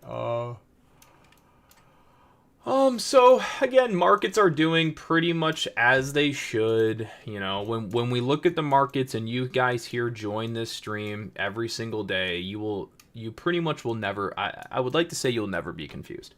Because this is a game that I've watched, traded both profitably and unprofitably, and have used too many strategies to count, so on and so forth. So when you're sitting in these streams, you're basically sitting, with me, and again, I've done this for 10 years now, with great wins, some really shitty losses, and so it's just kind of one of those, I've been in the arena for a long time, and the information that I give you here on the stream is really all meant to help you be a better trader, be a better investor, avoid tons of mistakes, which you will, and to avoid, hopefully, bad information, which I had previously given out, which I do feel morally unhappy about. So, that being said, everything you pretty much need to know about the macro environment is on the screen. We are no longer bullish. Market has shifted below levels in the market that suggest to be neutral bearish, but not long bias. The only long trades right now are considered bearish counter trend bounces once below price defined by the 50 SMA or the arrow on the screen. So since the price of the market has been below the 50 SMA, what has happened to every single bounce? Bounced, sold into. Bounced, sold into. Bouncing, does it get sold into? Again, we'll see. But when you're below, you look for, yeah. Anyways, so we'll go back to here, right? So market is bullish above SMA. Pullback, dip back to long, dip back to long, dip back to long, and run. Why? Because market is priced above 50 SMA, so it's more likely you're in an uptrend long. Okay. So as it states right now, for the 19 of you watching this stream, you will all be on the correct side. You're already all on the correct side of the market. How you're trading the market is another question, but your sentiment, your psychology, and your bias is on the correct side of the market. So you should give yourself a pat on the back for that, because you're doing better than 95% of people in the market as far as guessing or thinking about what's going on. You know what's going on, right? There's no question. You have flipped to a neutral to bearish trading environment. All right? So your sentiment is now neutral or bearish, all right? You are not swing long the market right now. So there's a lot of people right now on the internet that are going, I should be, I'm long bias, we're buying this dip, we're doing that. And little do they know that we could be starting a bearish macro environment. So all of them buying this dip could wake up tomorrow with a gap down and be totally cooked. All right. Whereas I'm telling you, there's no point of entering a new swing long right now because of everything that's literally on the screen. You are no longer bullish, right? So I, on this stream, would be preventing you from getting into a potential gap down tomorrow where your position you enter long today just gets absolutely cooked. All right. So, cheers. What time are we at? 3:03. Sweet.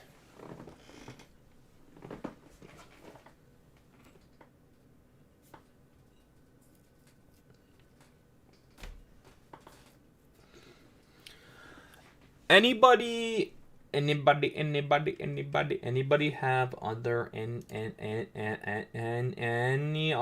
any other questions? All right, I'm going to take this moment. I'm going to flip through a bunch of these other little random penny stocks, see if somehow something is moving in the immediate that makes sense to take a trade on.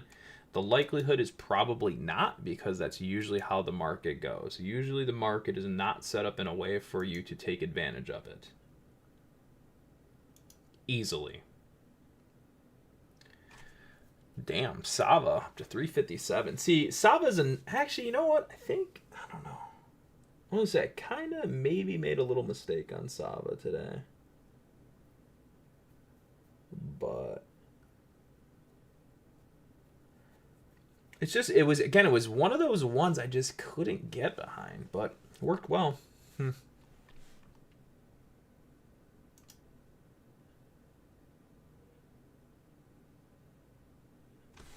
Oh, no wonder why I'm like, why does nothing look right? 30. We kind of see, like, this is the, well, I want to say, it's really nothing crazy, but see, this is one we just missed. You missed a tradable opportunity here, right? So if we go into here, let's look at. So let's see, when did the uptrend start? So the uptrend started here, ready? So this uptrend started right here on MCRP at the price of $1.43. It flipped the SMA up, so we're bullish. The 30-minute trend support is here, and then if we look at the 4-hour, real quick. The 4-hour, look at the 4-hour, ready? So when did the 4-hour enter an uptrend? The 4-hour entered an uptrend here. And now the support is there. So this one is, this is just a scenario where we can see on this stock, MCRP, it started an uptrend a couple days ago and or like yesterday-ish or whatever. But yeah. Anyways, so MCRP starts an uptrend, and we know that that uptrend is intact as long as the price is above these two yellow lines. So what we just saw here was a pullback, not quite to where we need it to be like perfect tag, but essentially pulling back to our macro long trend support. And so we'll just say that that's a back test, and that back test resulted so far in a 13% appreciation in your investment. And that was simply derived from just looking at two SMAs and understanding that here on this chart, an uptrend starts over the yellow line. So we do what? We go into an uptrend. The market pulls back down towards support, and then there's a 15% bounce within the uptrend. See, that's the uptrend. All right, you can see it's clear as day. Can you not? I mean, like, like you can, I'm not crazy. You guys can see that, right? Like, clearly market is going down. We flip the SMA. They send a buy algorithm up. When the price was trading at 237, the price was 56% above support, which is where? The yellow line's all the way down here. So you're buying the equity up here is buying 56% above trend support. So what do you know? Stock like MSRP or MCRP ends up doing what in the pre-market session? Ready? So this is the uptrend start right here that day. Uptrend start blows up 58%. Someone's like, I'm gonna buy this. So then they buy it, and they don't know that trend support's like pretty much where I'm drawing these two yellow lines. That's support. So then next, you know, it crashes all the way from that high down towards where? The trend support, and then it gets picked up again. Right? And then there's your 15 or whatever, 16% return so far. So that was a setup that was okay that we kind of just missed.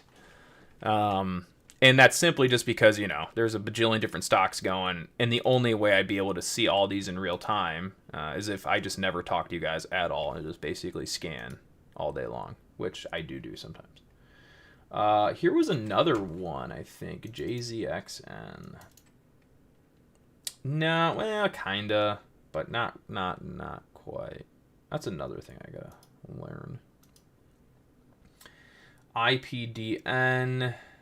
I need to change this back to a 4-hour.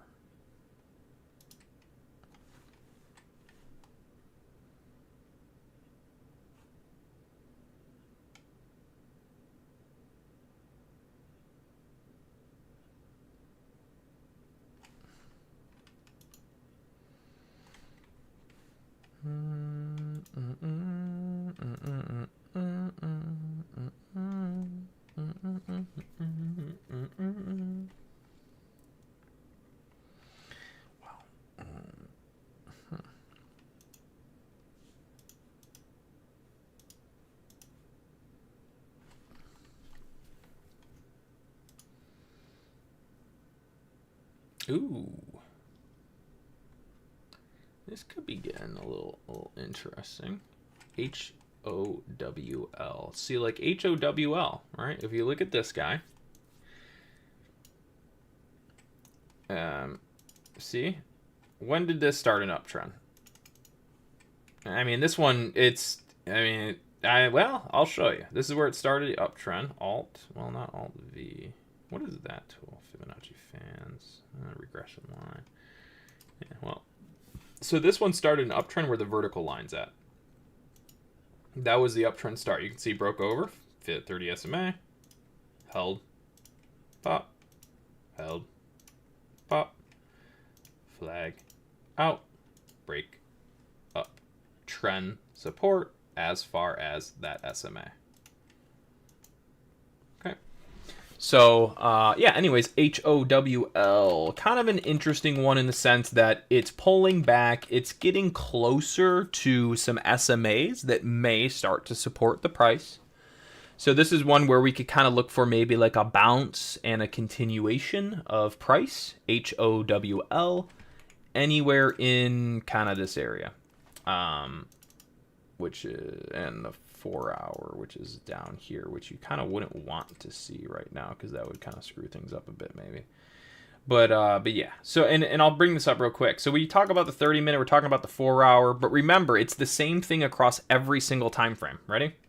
So like the 15-minute here. The 15-minute started an uptrend where? This is where the 15-minute went into an uptrend. Up, top, and then where? Back to trend, right? So right now the 15-minute chart is going through its, its opportunity to stay in an uptrend.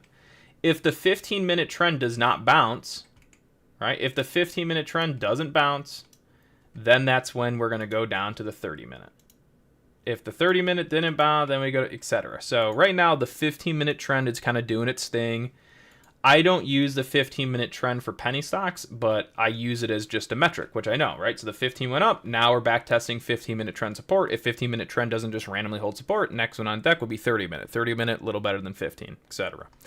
So that's something to maybe pay attention to is HOWL. HOLO looks like this one we already are into, actually. So HOLO stock blew up today and went into an uptrend and then ended up falling all the way back down to 4 hour trend over under. So like right now, stock HOLO is battling, staying in an uptrend. See that? See where the yellow line's at? Again, stock blew up, falls all the way back down to 4 hour trend over under, tries to bounce, now below. So again, this is HOLO.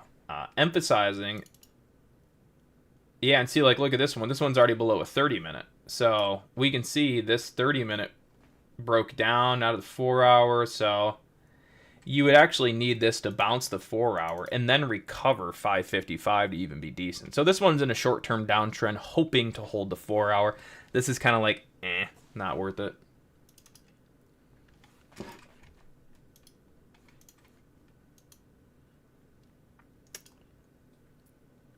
GLTO, nothing.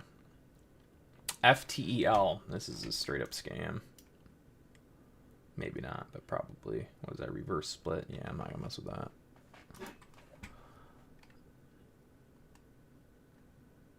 FLD, this one's below trend. Nah. EUDA, nah. DXF, actually, I was looking at this one today and I could never make up my mind because it's like it's right. Honestly, we started an uptrend today. Honestly, I'm about to take some long on this just randomly because it's just got that feel. I don't know. I'm gonna take a tiny bit and see if they put a buy algorithm on this by tomorrow. If so, maybe I get lucky and they throw a buy algorithm on it. Oh, this is one of those dumbass stocks they don't let me trade. Your order is not eligible for electronic trading. Please call Schwab. So no, that's just, I don't know. Sometimes I'm trading in a Roth. Right now I'm using my Roth IRA for some of these trades, and they wouldn't let me buy DXF probably because it's such a shitty stock. They're trying to protect me as an investor in my Roth IRA. I think that's what that is. I don't really know, but anyways.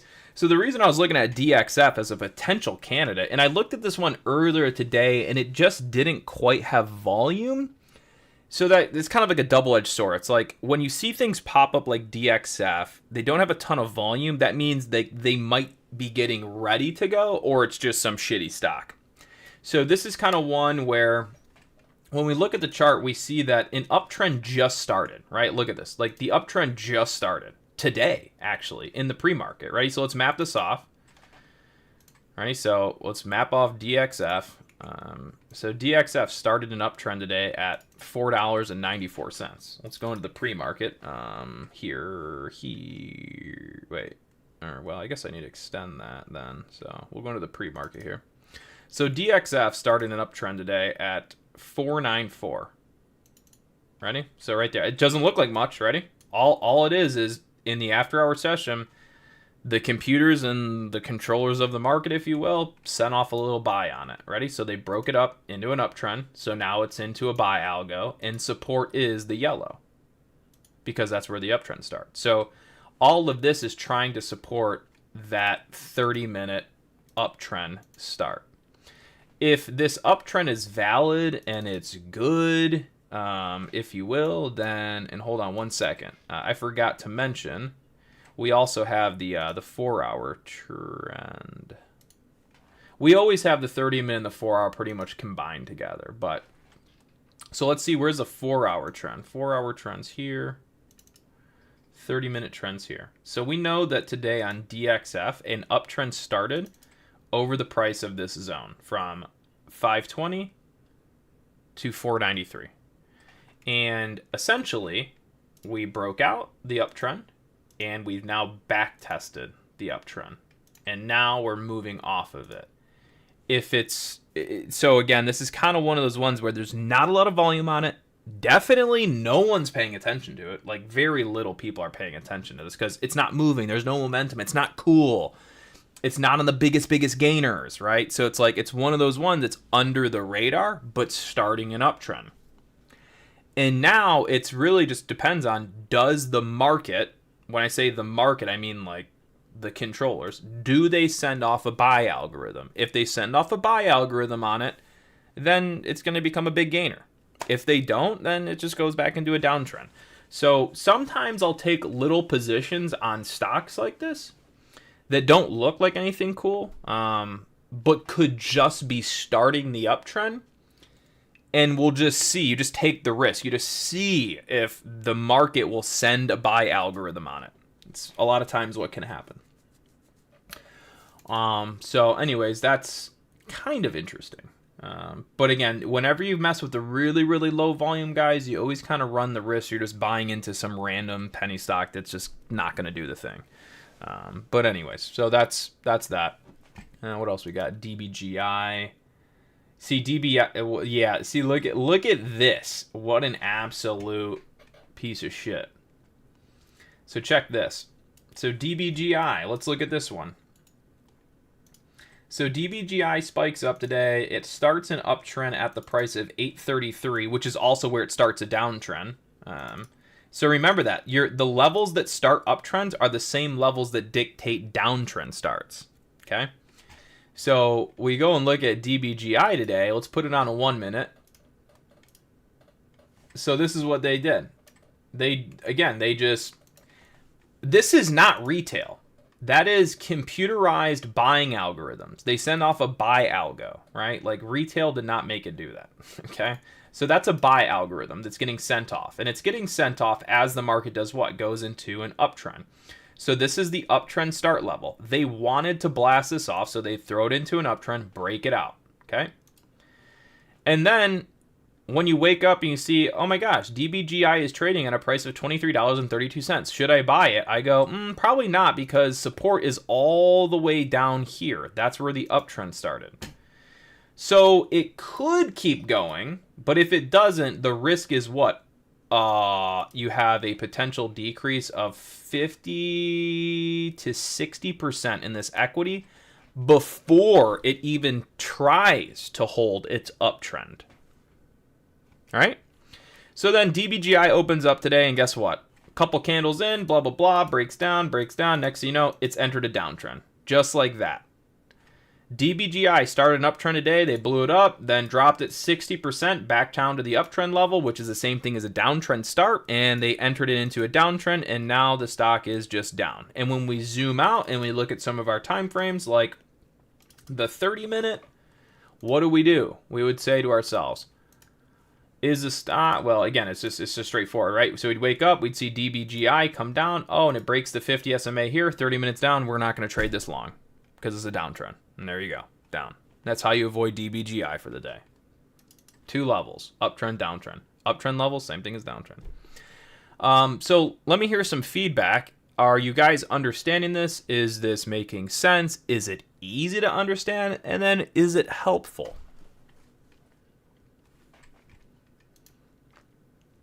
CTD or CTW. This was actually a pretty decent setup today. So I guess we'll go ahead and cover that, because why not? All right. Well, thanks for that, Steve. I appreciate that. Anybody else care to comment? Would appreciate too, but no big deal. All right, so we're going to go into CTW. So CTW was another decent one today. I think I actually traded this one and got some shitty fills on it and just kind of like was like meh. But yeah, so again, so same thing. Ready? Watch this. So when does CTW start an uptrend? Today it started an uptrend at the price of $1.95 to the 30-minute, which is down here at a price of, I don't know, $1.80 or something. So pretty much we're zooming in now. When did CTW start an uptrend? Well, you guessed it, wherever the yellow lines are at. So pretty much CTW did what? Started an uptrend here. This is not retail. These are computers forcing a buy algorithm to draw attention to this stock. As they blow it up, they're hoping that retail will chase the price as high as it can possibly go so that the computers, the ones that control markets, the ones that sent off the buy algorithm, they send the buy algo off. What happens? Once the buy algorithm is sent off and the stock goes into an uptrend, at that point we'll start to hit what? The biggest gainers list. It will hit all the stock scanners that kids like me and other YouTubers told you to build. This is how you find momentum. So there's uptrend levels. Stock A must breach uptrend level to blow up. So stock goes over uptrend levels, aka buy algorithm is set off. You see a CTW blow up. The computers and algos hope that retail chases it up as high as it can go so that the appreciation of their buy algorithm inflates their prices. They'll start to sell it, they'll start to dump it or whatever, right? So you chase it up, it gets waxed down, and it sells all the way back down to where the uptrend start level is at. From here, we try to confirm the uptrend level by holding support. So we buy in on the dip, and then as the market rallies up 38% from support, there you go. So that's another perfect example of how a stock starts an uptrend, backtests the uptrend start level, and rallies. You don't necessarily need a penny stock to blow up and then just keep blowing up for it to be a good setup. Generally speaking, the penny stocks that blow up and then keep blowing up are not actually good setups because they're blown up away from the uptrend start. Now, if this is a penny stock that blew up and keep blowing up and you bought it in the after-hour session or the pre-market session right as it starts to break out those levels, that's a good setup.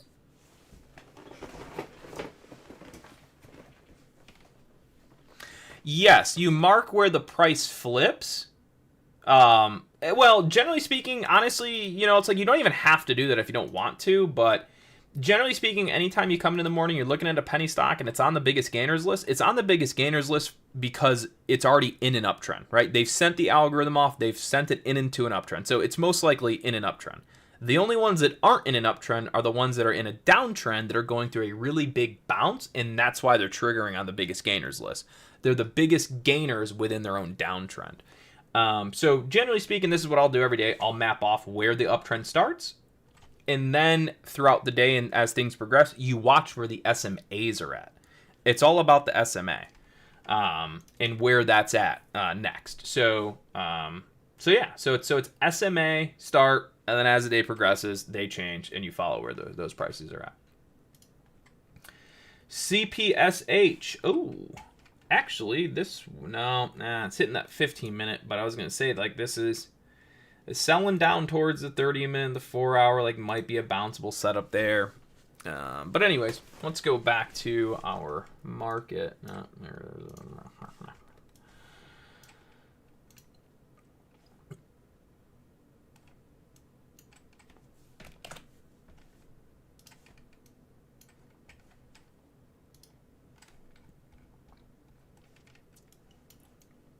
I mean, so take for example, since the market broke down the 50 SMA, it becomes a neutral to bearish market. And then you have we'll just take the new beginner, the guy that just started trading over the past week or past year or whatever. He sees the market's going down. The market's oversold. It's on sale. I'm buying long. So he buys long. right? But he has no idea that just today we started a potential downtrend on the market. So now he's buying the dip in what visually is an oversold move. Because that's, what he was taught online. When things are oversold, you buy into the bottom because then they're going to go up. True. So yes, it's an oversold move. The markets come down. It can bounce. But it's also potentially starting a downtrend today. So you'd be buying into the low of a move that just broke down that could continue. You'd be better off buying the low of this move as a tradable short-term bounce and then selling and then waiting to see if we go into an uptrend. Because otherwise, you just stay down and get smoked. Okay? And that is exactly what we did today on this stream. If you were to go back, which none of you need to go back, generally speaking, most of you that are in the stream were with me a couple hours ago. And that's exactly what we suggested. Hey guys, watch this breakdown. Hey guys, we hit the 1 hour. Now watch it long. And then actually watch it short. But yeah, that's exactly what we had suggested you should do today. Once the market broke down, we are neutral bearish. We are short-term counter long here. But then also just staying bearish as long as we're below that. All right.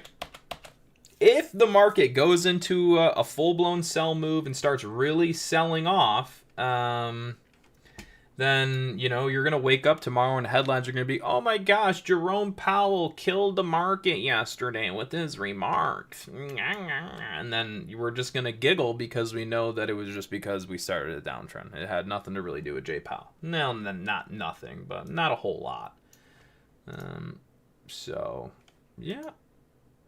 Just 10-4 there, buddy. But honestly, let's see. Where could this market go if it really gets spanker magooed? Where's this way? Where's that one? Okay. Okay. Actually, I'm probably doing some of this wrong, to be honest. This should be this low.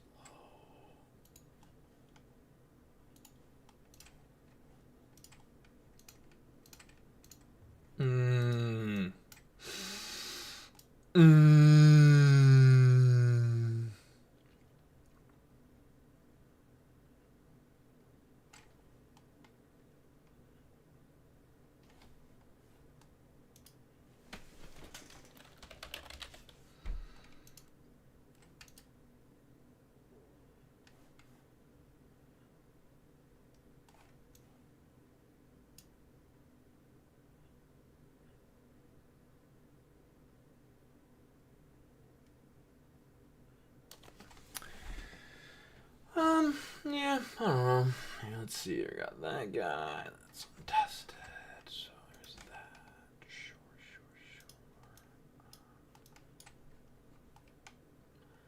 Lower distribution. Stop. Lower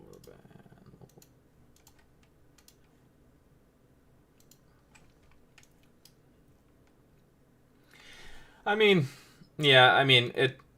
If the market actually goes into like a sell move over the next couple days, then we're just going to be looking down to the price of, I'll bring it up on this chart here. SPY, this guy, 30 minute, whatever.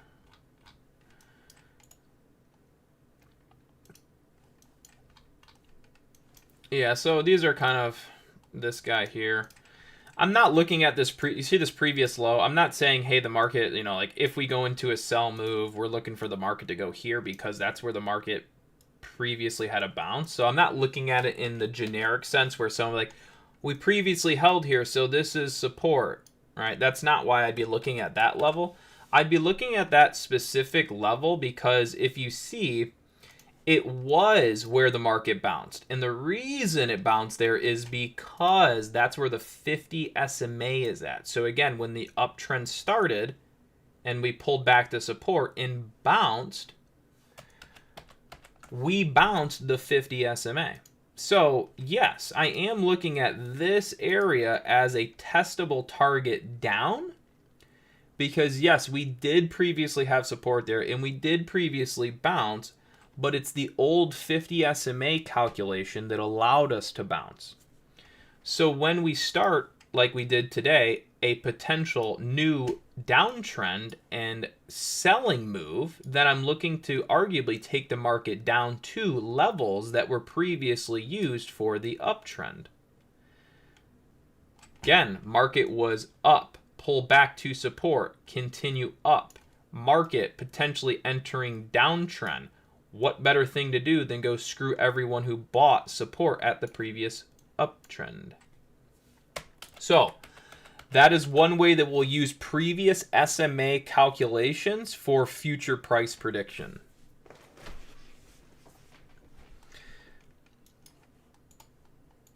Also, right now we actually are, I'm looking at it and I'm wondering if maybe we're going to see a bounce in this area too. I'm judging it based off volume weighted average price of FOMC. So if we look at the volume weighted average price of the FOMC day, we will know that we're basically on trend support for the VWAP, that is, right? So market was positive, now flipping negative, selling down to the volume weighted average price of the FOMC low day. So that's another kind of support that we're looking at that could maybe counter this back up. It's something we're paying attention to. If we go through a full-blown breakdown, then the target's going to be the lower distribution of that FOMC. So essentially, if in the next couple days we do in fact go bearish and break down, that's also a targetable area for us.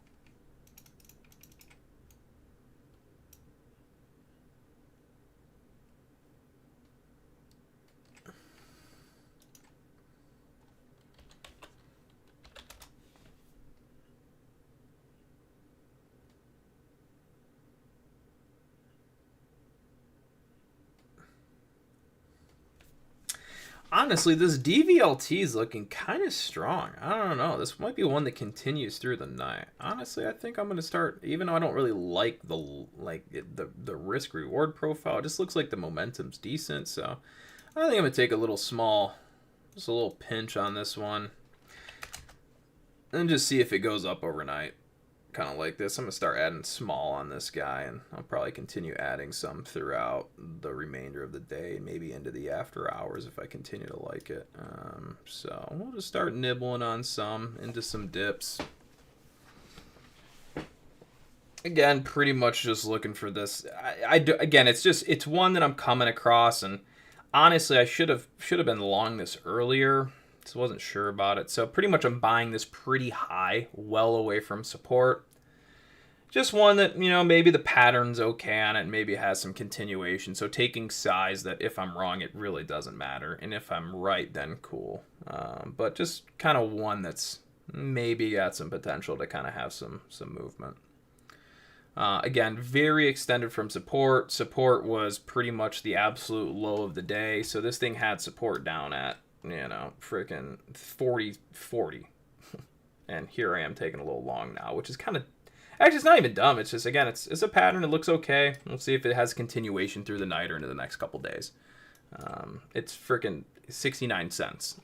So I can buy quite a bit of this with really zero risk.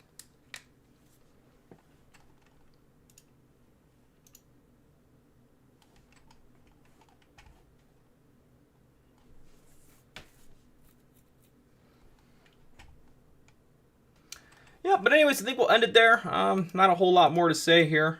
We've predicted probably like 17,000 moves ahead of time today for you guys on the stream, so hopefully you guys enjoy. Again, probably going to be back tomorrow, and if things go pretty decent.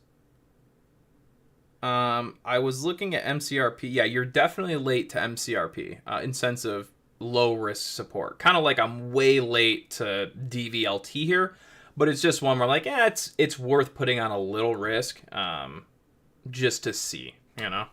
But yeah, anyways, I'll probably be back on tomorrow and for the foreseeable future, pretty much doing everything we did today, mapping off uptrends, letting you guys know what stocks have potential, don't have potential, and then pretty much letting you know what's going to happen to the SPY, arguably before it happens. That's really the main goal of our stream is hopefully foresight analysis, not hindsight 2020. Because again, everyone can do that. What everyone cannot do is provide foresight analysis. That's the objective of our stream. So hope you guys enjoy. Hope you guys like. Hope you guys are learning. Make sure to share the stream in Ricky Gutierrez's chat room. We would very much appreciate that. And we will see you guys on the next one.